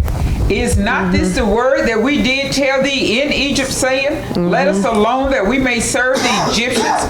For it had been better for us to serve the Egyptians than that we should die in the wilderness. And Moses said unto the people, fear ye not. Fear ye not. Don't Stand fear. still and see the salvation of Yahweh, which he will show to you today. For the Egyptians whom ye have seen today, ye shall see them again no more forever. Do you hear me? You will not see them again no more forever. When your thoughts change, Okay. their like puppets on a string out there. All right. They literally look puppets on a string parading before you. You can't call me out with whatever you doing. My mind has been reformed. That does not affect me anymore. That's right. All right. Do whatever, say whatever you want to say, do whatever you want to do. Okay. You're just making it harder on yourself. On yourself. So, stand still and see the salvation of Yahweh, because the Egyptians, you will not see them no more today. So forever. So today, if you hear Yahweh's voice, harden not your heart. Do not look at this body or anybody that gets up here on this floor like who is she to tell me something? Or who is, if it's the truth, please accept it. Take it. That's please take it. That's right. Because Yahweh will show you so much in that. Yahweh will give you peace in your heart. With all this that's going on, I'm talking about, I don't know what nobody's going through or have been through in here in that sense, but I know we all catching hell. I know we are. We're still down here. Have no choice. We're in these physical bodies. We on this physical earth. We're down here. We have to go through something, and that's all. And the thing about it is, and we're going to continue to go through something as long as we're down here. But the thing about it is, it'll be different for us now that our eyes are open. It'll be different for us now that our eyes are open. When y'all always say He'll make our enemies be at peace, that's real. That's real. He'll shut it down up here. You can have peace about all that because you already know Yahweh already got it taken care of because He took care of it up here. Right. It's done. That's right. Yahweh's will is being done. Then that's what we talked about. Yahweh's will is being done no matter what. Either that train is moving, either you jump on that train, get run over, or get left behind. And if you left behind, then you know what that is. Yahweh said He will remember you no more. Like that's it. Okay, so like that's like when Yahweh brings everything back into pure spirit, which is His spirit. When He brings His spirit back unto Himself, it's coming back pure. Because it has to, because He's pure. And if you're not of that pure spirit, then you're banished forever. It's like, in other words, it's like He ain't gave you no thought no more. Like you just gone. Like you just never even, you never existed. Right. Like you never even existed. That's right. You know what I mean? It's over with for you. Right. Literally, that's like a thought. You give thought to something and cast it out. Cast it out, right. And it does not exist no more. Right. Don't forget it. That's right. Next verse. Okay. Yahweh shall fight for you, and ye shall hold your peace. Yahweh is who fight for us. That's right. And you shall hold your peace. See, that's why Yahweh had to knock me down. He had to bind my hands. He had to bind my hands. What can I do? Who can I fight now like this? Who can I fight? Okay. Nobody. They would be, all they gotta do is, you know what I'm saying? Who can I fight like this? So He has to bind my hands. He has bound my hands. So now I have to walk a different walk. All right. I have to be humble. I have to.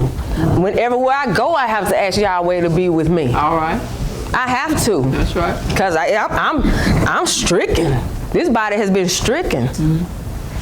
He has wounded me, but I also know He's healed me. All right. So I'm not worried about that either. Keep reading. Okay. All right. Keep reading. And Yahweh said unto Moses, Wherefore criest thou unto me? Speak unto the children of Israel that they go forward, but lift thou up thy rod Lift up and thy rod. stretch out thine hand over the sea and divide it. And the children of Israel shall go on dry ground through the midst of the sea. And behold, I will harden the hearts of the Egyptians, and they shall follow them. And I will get me honor upon Pharaoh, and upon all his hosts, upon his chariots, and upon his horsemen. And the Egyptians shall know that I am Yahweh, when I have gotten me honor upon Pharaoh, upon his chariots, and upon his horsemen.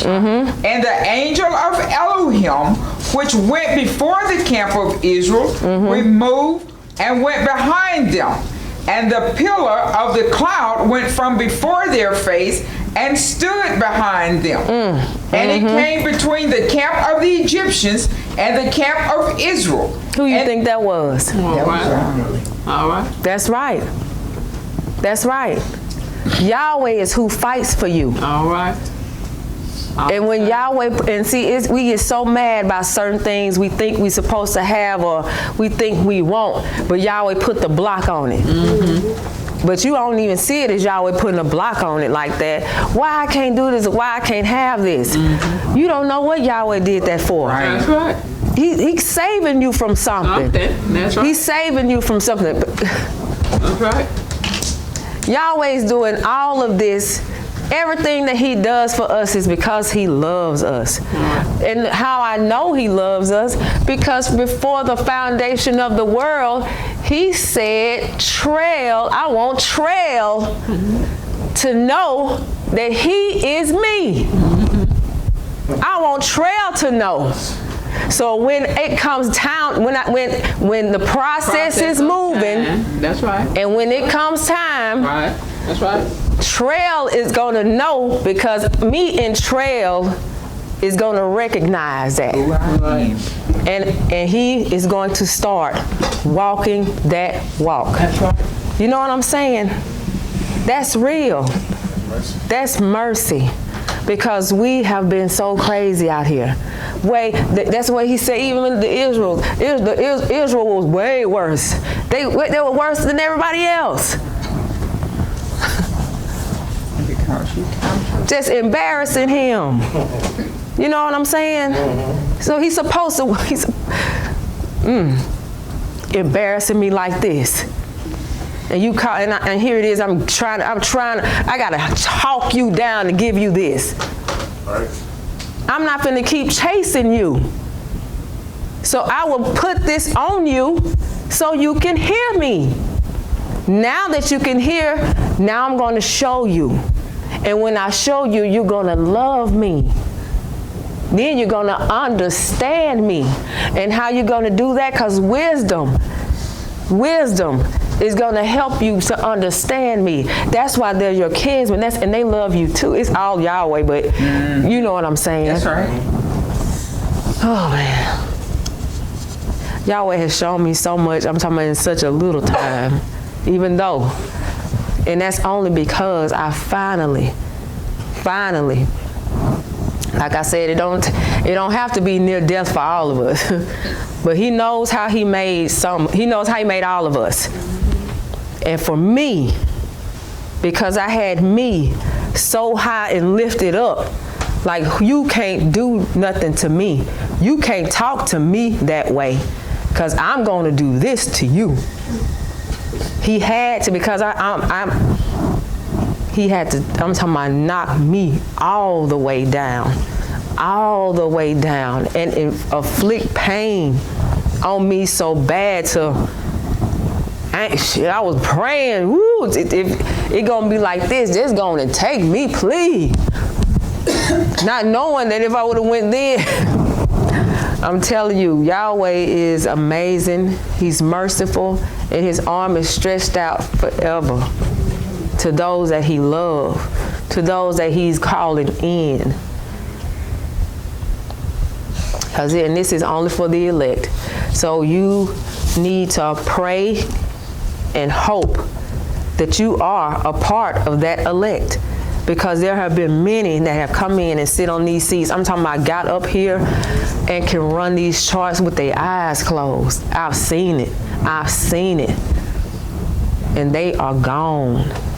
And some of them have gone back to church. Now that's a blow. That's a low blow. Because how do you trick your mind or fix your mind into, because you can't, Yahweh, I know Yahweh is ringing loud as hell up in there. So how can you sit there and, I don't know, because it's amazing to me. It's amazing to me. But then Yahweh hardened them up. So that's why I say, You better ask Yahweh a sincere prayer, that he does not harden your heart as he did Pharaoh, to show forth his power in that way. Let him use you in righteousness. That's so pleasing. It feels so much better. You just light on your feet. You just feel so light. Because he said your burdens they are light once you come in, because now you know that I put those burdens there just to get your attention, to show you something. So that means it don't even matter then, because now my eyes are on you. So, and I'm telling you, it's beautiful. I'm telling you, because I normally, if I start reading, I get sleepy. But I don't even do it. And with all the medicine I gotta take that makes you sleepy, Yahweh is amazing. He can take that out. I'm telling you, the medicine I take will knock you out. But I can sit and I can read the stuff that I used to read and just be reading. But now he's just bringing it out. You can see it. You back there with him. Right. It's so different. Right. So that's why I know I'm on a whole nother journey. And like I said, I suggest you be on your journey as long as it lead us to the same one.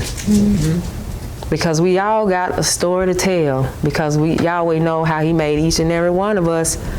But as long as it's the truth and it leads us back to the same one that we are anyway, that's the thing. You have to really know that you are Yahweh. And it was something that was said, my daddy told me, we were talking yesterday, and he said, when you pray, how do you pray? Do you pray and what you just send it out there somewhere?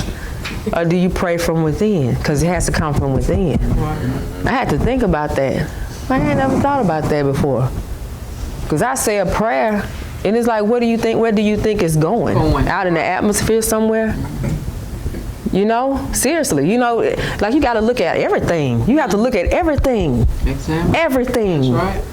Cause when I do, like I was like, dog, when I do pray, what do I? Because I ain't never think about like I'm praying within myself like this. Cause my prayer, my baby, every morning he gets up, he'll say his prayer. It's always the same, unless he's in trouble. Then it's, Yahweh, please don't let my mama give me no whooping because I done did something bad. Yahweh, don't let the devil make me do nothing bad. Then he'll switch it to his normal prayer. It's Yahweh, keep mama safe from harm, G-Daddy safe from harm, TT safe from harm, Micah safe from harm, you know, all those things. So then I say my prayer right behind him. And, you know, we say it together. Then we say hallelujah. But then we go on our way. So then when he said that, I had to think about that. Where am I sending that to? I'm praying to Yahweh, but Where? was I praying for? Apparently, I found out that that's not what I was doing. So now I know. Thank you. Because I'm finna. Now I know when it has to be real. You say your prayer, and and now when you say your prayer, Yahweh, if it's your will, Father, you know what I mean? Your prayer even has to change. Your prayers even have to change. I'm talking about a change has got to be made. I love Yahweh, my Elohim, for all that he's done. For all that he's done, the seemingly bad, I'm going to say, I call it the necessary. I call it the necessary. I thank him for the necessary things that he had to do to get me to see him, to get me to start paying attention, to get me to start changing my life and conforming my life to him. Right. I thank him for it. And like I said, I don't care what nobody thinks, say about my body. I'm not looking for pity. Never been one of those either. I don't want any pity because I don't need that. Yahweh says, I wound and I heal. I, Yahweh, do all these things. All right. I'm healed already. Not worried about it. I'm just going through the process. Going through the process. So next time y'all see me, I might not even have it. So with these few words, I thank you. May Yahweh bless you. All right.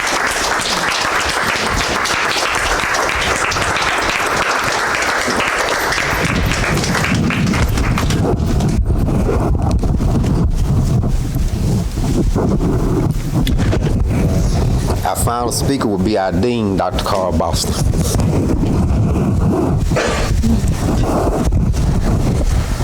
I'm just going to take the little 5 minutes that's left. A couple of things I want to say. First of all, I've enjoyed class today. And that was a very beautiful testimony, right on point.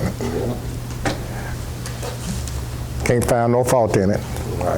And this is what Yahweh put on my mind to say. If the truth is being spoken, no matter what vessel it come through, Right. if you have a problem with it, then the problem is you. Right. See, you the one that is the problem. The problem is in you if you can't accept the truth through whatever vessel Yahweh speaking through. Right. And I want to bring your attention to this now. I enjoyed all of our visits that we had, and I look forward to more of our brethren coming down and supping with us.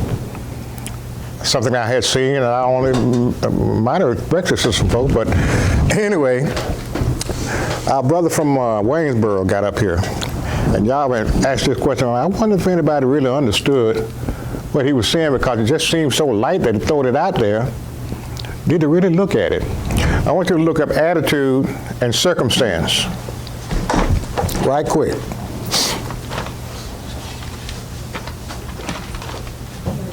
In the day that you hear my voice, he said, harden not your heart.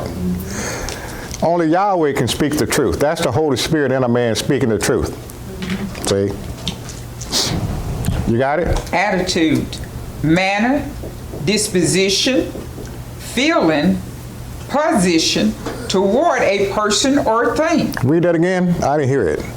Manner, disposition, feeling, position toward a person or thing.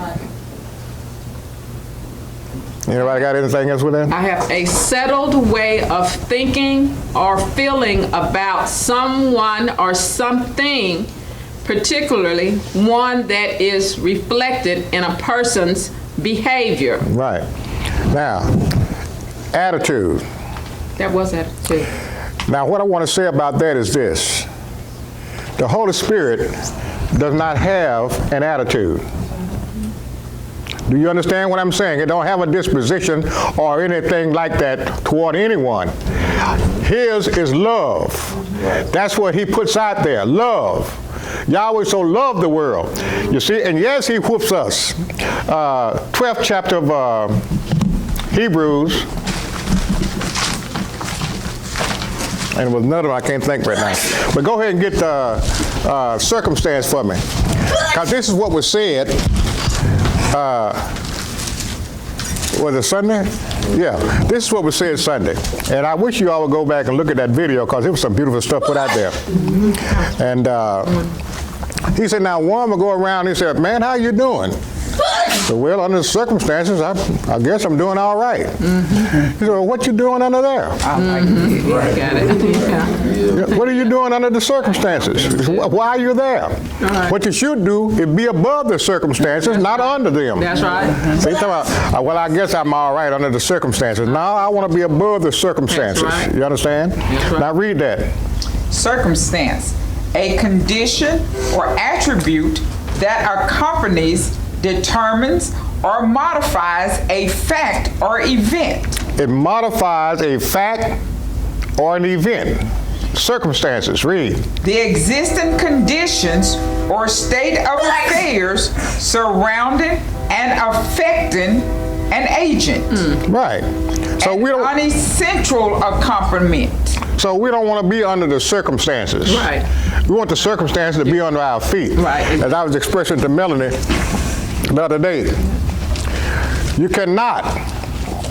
And what you're going to have to do is pay attention, because sometimes we get drawn out you see, by emotions, feelings, thoughts, you see, that draws us out.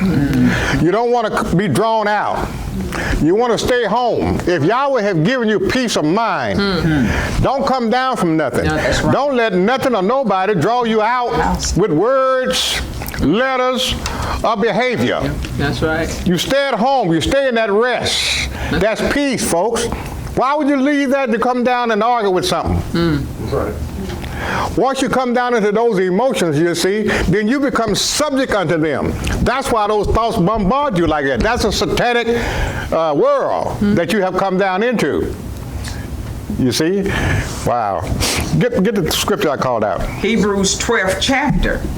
Wherefore, seeing we also are compassed about with so great a cloud of All these cloud of witnesses, you see, and the reason why I had Job read as a scripture lesson, because I wanted you to see how all of a sudden it seems, everything was just fine, and all of a sudden Yahweh brought all these things upon him. And he thought he was doing everything right. And he could not understand why Yahweh returned to be his enemy. But you see, even though Yahweh said Job was an upright man, there was still some things in Job that Job didn't know about that had to be brought out. That's right. That's right. He tried to justify himself, you understand, more than Yahweh. He couldn't understand that. Read. Let us lay aside every weight. Let us lay aside all these weights. Listen, that brings us down. To see, the weights of this world can be heavy. That's right. And it brings you down into depression. And you start having anxieties and all kinds of things. See, that's a satanic world. That's right. That you have come down into. And they're supposed to attack you. That's what they're there for. You can't get mad at them for doing their job. That's right. That's what they're supposed to do. Read. And the sin which does so easily beset us. And the sin that does so easily beset us, just throws us off. You can't tell me nothing. See? And I will say something, but I don't want this on camera. Because, like we said, we're not trying to hurt nobody. Right. You understand? But we do have to manifest the truth. And as it was stated, if something that's said is not correct, then we need to correct that. Don't want nobody going out of here with that on their mind, because just was explained, that's what happened. That's what has happened. You understand? Just repeat the same thing, and once it catches fire, it just burns everything. And then you got to turn around and knock that down. Now we're in a war. He always taught us, nip it in the bud. That's right. We through with that. See? And I'm going to say this again, and I know the devil get mad about it. Ain't nothing nobody in this world can do with me and what I'm talking about. Now, you can get mad about it. You can challenge me if you want to. There ain't nothing you can do with what I'm talking about. I can prove everything I say. You understand? Oh, man, I'm not going there right now. Go ahead. But I will address it at some point, because I want the wounds to heal. Okay. You understand? Okay. But these things have to be addressed. I'm not ignorant of Satan's devices. I know he can be in a man and a man not know it. Right. I know he can cover his man's mind and put all kind of thoughts in there, you understand, to keep that man from doing what is right. I know that. I done been through that. Read. And let us run with patience the race that is set before us. Now we got to run, Trail, but with patience. Right. You want to see where you're going. You understand? That's what wisdom is about. Wisdom foresees all things, and it leads you in the path of righteousness. That's why he said, get it. So, and she will be good unto you. That's your mother. That's where you come from. You understand? Read. Looking unto Yahshua, the author and finisher of our faith. You ain't going to see Yahshua, the physical man. Now, when he said looking unto Yahshua, he's talking about looking unto the truth. Right. That's who Yahshua is. Right. He was the truth before he put on a physical body. And when he put on that body, he said, I am the truth. He wasn't talking about the body was the truth. He talking about him, the spirit. That's what the truth is. That's Yahshua. That's the salvation. And the salvation is to know that you are Yahweh. That's salvation. Right. Because now you know you can never die. You understand? And you have the power to be whatever you will to be. See, when all this is said and done, we will be the one back here. All those that are Yahweh will be the one back there starting a brand new creation. When you understand that Yahweh is the only thing that exists and it had no other source or no other substance to use to be anything but himself, then that's what all this is, including you. You were just unconscious of it. Right. Just because you were unconscious didn't mean that you wasn't Yahweh. Right. Just because Israel was occupied by those Egyptians didn't mean they wasn't Israel. That's right. Exactly. That didn't change who they were. Right. That's right. Just because Yahweh took on form and became, that didn't change who he was in his essence. Right. But now you ain't down here worshiping no cars and trees and calling that Yahweh. Right. Because once the spirit transmutates into those things, then that's what that is. It's no longer spirit. It's no longer Yahweh. It's what he said it is. Right. That's a chair. That's a chair. Do you understand that? Right. Got it. Read on. Who for the joy that was set before him endured the cross, despising the shame, and is set down at the right hand of the throne of Yahweh. For consider him that endured such contradiction of sinners against himself. Right, consider him. Right. That's right. Which endured such contradiction of sinners against himself. He hadn't done nothing. Right. Not a thing. But they spit on him, they lied on him, and they eventually crucified him after they beat him almost to death. You understand? Right. And then you think Yahweh ain't gonna, and this is what you're being saved from. That's what I was after. I want 2 Thessalonians 1:6. Show you what Yahweh is saving you from. You see? But now this is, you think that Yahweh, after he sent his son through all that he sent him through, then hung him out there on that cross. Life drained right out of him. He hung out there on that cross from 9 to 6.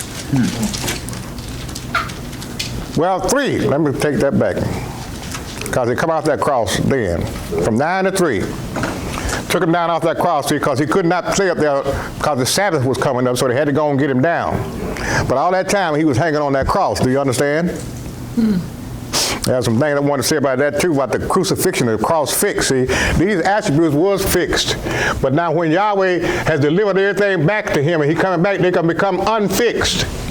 They're not bound anymore to a purpose. They're free to be whatever he will to be in the next one. You understand? It's beautiful. It is beautiful. Oh boy. And I wanted to show you something about them ages, see, because folks think this kingdom age. You see where they're written, it says Sabbath. See, you all are in the rest as of now. You see what I'm talking about? If you have received the Holy Spirit. And folks think we're going to be in this age here for a long period of time learning about Yahweh. And that's not how that is. See? Now, I don't even know. Why did I go there? See, that first age was a creative age, right? Right. Sure. How long was it? That was a short age. Right. Now before that was the rest. He come out of the rest and went into creative motions, and that was a short age. So then the kingdom age gonna be a short one too. Right. Ain't gonna be no long drawn out thing. No. It's a quickening. Right. We shall all be changed in a moment, in a twinkling of an eye. Right. Exactly. In other words, all the souls that are saved will be merged back into him. It goes back to who he is. The angels included have to go back to who he is so that he can deliver it back to the Father and Yahweh be all in all again. Everything got to become him, or he had to be everything before he can enter back in there. Can't be no individual angels and all of that there. No. Personalities and souls, see? It got to be Yahweh Elohim. Why? Because that's how, in the beginning was what? The Word. The Word was with Yahweh, and it was Yahweh himself. That's right. You see, but everything that was to come forth was in him. Listen, in the form of concepts. He had a conception or a concept of everything that he wanted to do. And so he materialized those concepts. You are a concept in physical form, if you didn't know it. You understand? All right, go ahead, read on. In Hebrews? Back over there in Hebrews. Okay. For consider him that endured such contradiction of sinners against himself, lest ye be wearied and faint in your mind. Now, somebody got up here, it might have been Sunday. No, that was Renee, got up here, talking about all that she was going through. And she lost consciousness of Yahweh. That's what faint means, to lose consciousness. See, she passed out. See, so we don't want to lose consciousness of Yahweh. We don't want these things to bombard us to the point to where we don't see him. See, we are in a wilderness of ideas and thoughts. Read. Ye have not yet resisted unto blood, striving against sin. And ye have forgotten the exhortation which speaketh unto you as unto children. Also, I want Titus, the 3rd chapter, before, and then that's going to be the last one. Go ahead. My son, despise not thou the chastening of Yahweh. Don't despise the chastening of Yahweh. Nor faint when thou art rebuked of him. I have no problem being corrected by my father. I don't care who it comes through. It could be a child. If he make me see that that's what I'm supposed to be doing, then I want to do that. And if he make me see that I was wrong about something, I want to change that. You know, it shouldn't matter who or what it comes through. Right. What matters is that you're able to accept it and make that change. That's what matters. Right. And as I said before, I don't want you to have to suffer like that. You understand? I'm like Paul now. He said, if I wrote this letter unto you and made you sorry, then I'm sorry about that. But if it brought you unto everlasting life, then I'm not sorry about that. Right. You understand what I'm saying? Right, right. If it helps you to get to where you need to be to see and understand this, then So let the will of Yahweh be done. That's right. No matter what you got to suffer through. See? That's a part of the cleaning up process. Right. And what you gonna do? Job went through it and said he did not curse Yahweh at all his lips. He even said anything bad about him. You understand that? Can't be getting mad at Yahweh for cleaning you up. You know how the kids go in there and get a bath. And they get to playing in the water and they ain't really cleaning, the ears and nothing, they splashing around, see? They ain't clean. So what you got to do? Come in here and let me clean you up. You understand? Because you ain't doing it right. No. See? That's how we are. I ain't got no flesh in my eyes, but then you get pissed off when someone get up on this floor and tell you the truth that you don't like. You understand? I'm saying these things out of love because I see what's coming up. And I promise you, you don't want to have to suffer through that. Make it easy on yourself. Read. For whom Yahweh loveth, he chasteneth. That's what I'm talking about. For whom Yahweh love, he chasteneth. Why? Because he don't want you to go to the lake. Right. You understand? Yahweh's wrath shall be revealed from heaven, taking vengeance on them that don't know him and those that don't obey the truth. Right. That's right. That's what you're being saved from, is his wrath. Right. That's right. Read. And scourge every son whom he receiveth. And he scourged every son whom he received. Every son. Right. That's why everybody got all his going to go through this. He's going to chastise us. Read. If ye endure chastening, Yahweh dealeth with you as with sons. Now, if you endure the chastisement, then he'll deal with you as with a son. For what son is he whom the Father chasteneth not? Whom he chasteneth not. But if ye be without chastisement, whereof all are partakers. Pay attention. Right. If you be without chastisement, whereof all of his sons are partakers, Right. Then are ye bastards, then are you a bastard. and not sons. In other words, you're illegitimate. You don't exist. And I like the way they was put. You understand? See, Yahweh just kick you right out of his mind. Yeah, that's as if you never existed. Existed. And he ain't lost nothing, just a thought. Again. A passing thought that he had. You understand? Better understand who Yahweh is and what he is and how he is. You understand? You ain't come to no puny imagination of somebody's imagination, you understand? This is the real deal here. Right. And I'm trying to tell you, you have the opportunity to try to find fault with it. You got this opportunity. Try to poke holes in it. Right. Try to find something wrong with it. See? We encourage that. Because we know when you do that, you're going to find out that this is the real deal. Right. See? Read. Furthermore, we have had fathers of our flesh which corrected us, and we gave them reverence. And we gave them reverence. Shall we not much rather be in subjection unto the Father of spirits and live? And you know something else, and I want time to get down. We walk around here, especially us teenagers. I say us teenagers. Okay. I meant that like I said it. Okay. With your mind on nothing but the world. And what you want. What you can get out of it. And your heart get hardened. And you don't even understand why. Why do Yahweh harden your heart up? Because that's how it happens. And when he harden you up, what you gonna do? This is the thing, you in his hand, folks. He can do with you whatever he want to do. And ain't nobody around to chastise him or make him, you understand, stop doing what he's doing. Right. You're at his mercy. So it's best stop being a fool and let that adversary make a fool out of you by putting all them thoughts in your head and then you following after that. Are you reacting to that? What happened to the love that you say you got? Okay. Go ahead. For they verily for a few days chastened us after their own pleasure, but he for our profit, that we might be You partakers see that? of He his chastised holiness. us for our profit, that we might be partakers of what? His holiness. His holiness. Do you know the word holy means pure? Right. So we got to be cleaned up to go back into pure spirit. We got to be changed into pure spirit. That means you're already the spirit of Yahweh, but you just haven't been polluted with the carnal knowledge of this life. Right. That's what polluted our spirit. So that has to be cleaned up and purified through the truth. The truth. When a man believes and accepts the truth, then you got to turn all of that loose. All of it. That's You can't keep holding on to it because it ain't going to buy with the truth. How can the truth stand up with a lie? They ain't going to get along. It's not.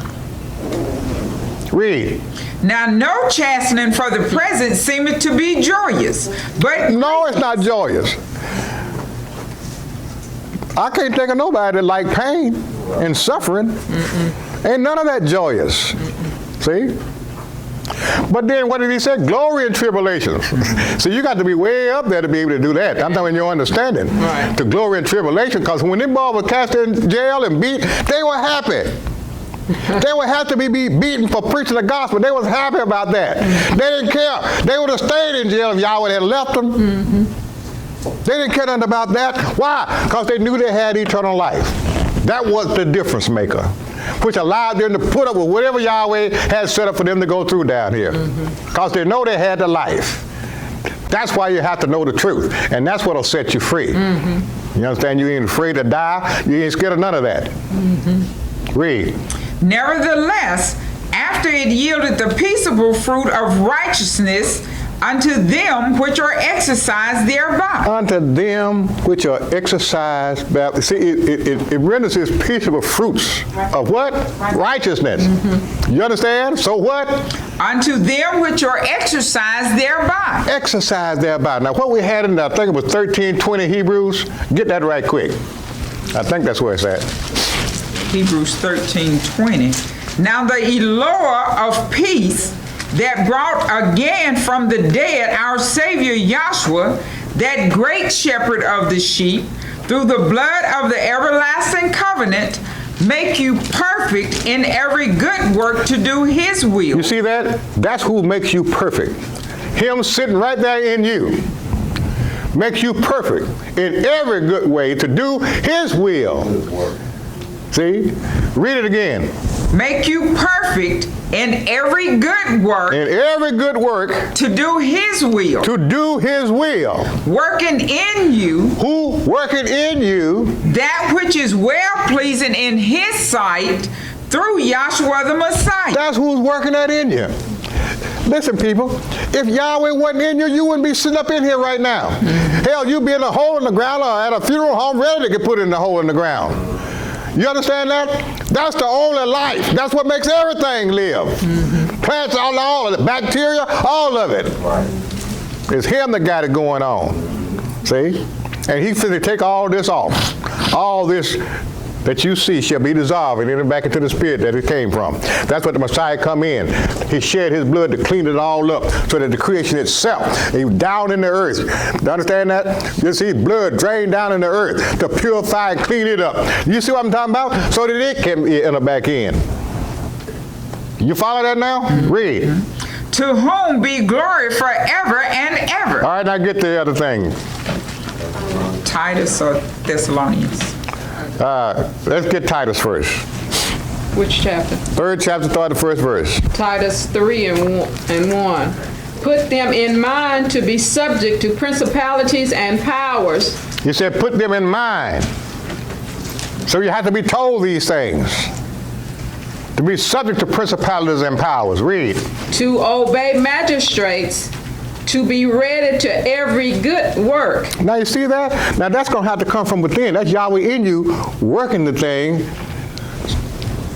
so he can show you favor. And if he's working in there and he's putting an adversary on your throne, that's because he's going to destroy you. He operates both. Right. Do you understand that? Read. To speak evil of no man. To speak evil of some men. Of no man. To speak evil of no man. You understand that? Why? Because that's me in there. I'm operating my purpose. And you telling me you don't like what I'm doing. Do you understand that? Speaking evil of Yahweh because of what he's doing. This is his purpose, and not yours.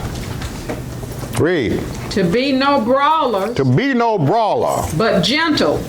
Showing all meekness unto all men. Showing all meekness to all men.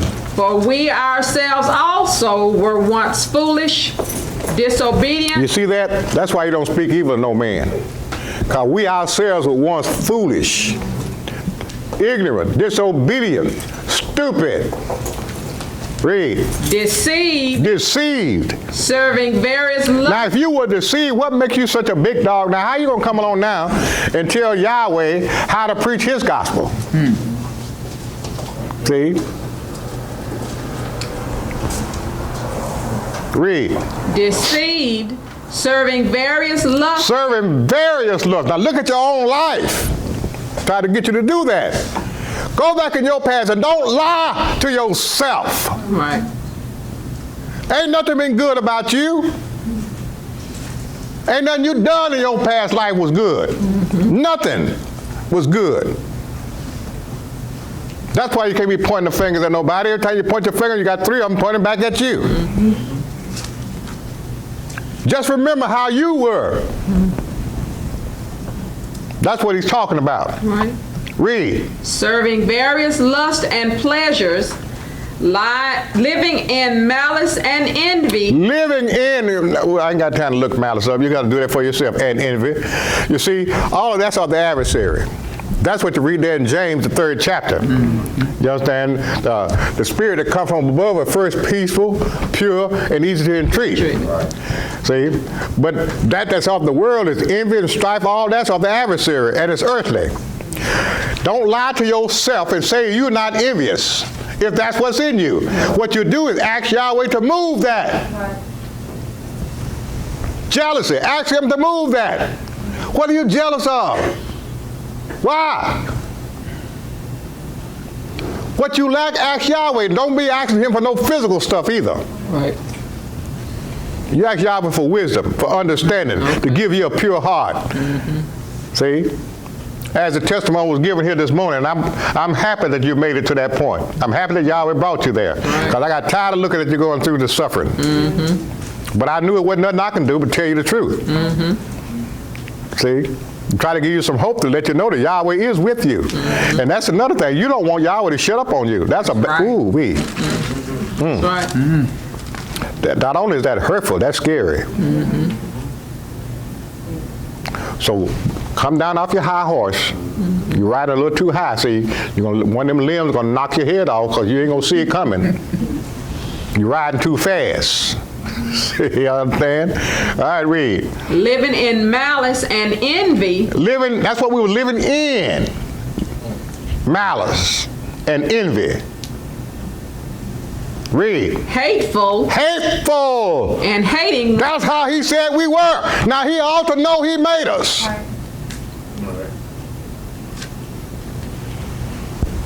And that is true that Satan has no love in him. That's right. Nope. Nope.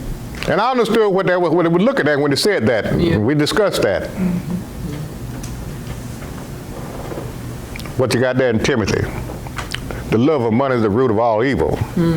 That was talking to the man, but Satan was the one that operated and put the desire in the man to pursue riches. Right. Then he used that same man to perpetrate evil, hatred.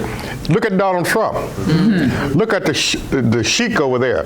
We had the man killed because he was speaking against him. See, when you got money and power like that, it corrupts. Right. That's what Paul was talking about in Timothy. He wasn't talking about Satan had love. He was talking about the man have love for money. Seduced by it. Right. Lust. Do you understand that? Yep. All right, read on. And hating one another. But after that the kindness and love of Yahweh our Savior toward man appeared, not by works of righteousness which we have done. Please understand that. Ain't nothing you can do righteous to please Yahweh. Nothing. That's why you just got to reading. He works in you his own righteousness. He's the one that's doing that. Like I told you, you can't have faith unless he give it to you. You can't have nothing unless he give it to you, whether it's spiritual or physical. It all comes from him. Read. Not by works of righteousness which we have done, but according to his mercy, he saved us by the washing of regeneration and renewing of the Holy Spirit. By his own mercy, Trill, he saved us back here. And he set it up by the washing and renewing of the Holy Spirit. That's your salvation, is the knowledge of the truth. Once you receive that knowledge, that's what then connects you with Yahweh in you, and thus you are translated back into him. In other words, you become conscious, that's what you are. That's the salvation. It's hard to see, but you got to go through the process to get to that point. That's it, I'm through. I'm through. I hope you've gotten something out of this. Again, I encourage you to go back and look at those videos from the Sunday class and pay attention to what the words that are being spoken. And not just look at it as somebody giving a testimony. That's Yahweh talking. That's right. But you see, we ain't got flesh in our eyes. I hope you got something out of it. I thank you. May Yahweh bless. All right.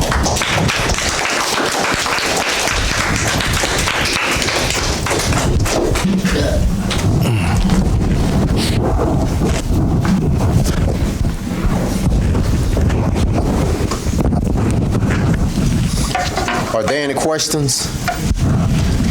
Any comments? Any announcements? If not, let everyone stand for doxology.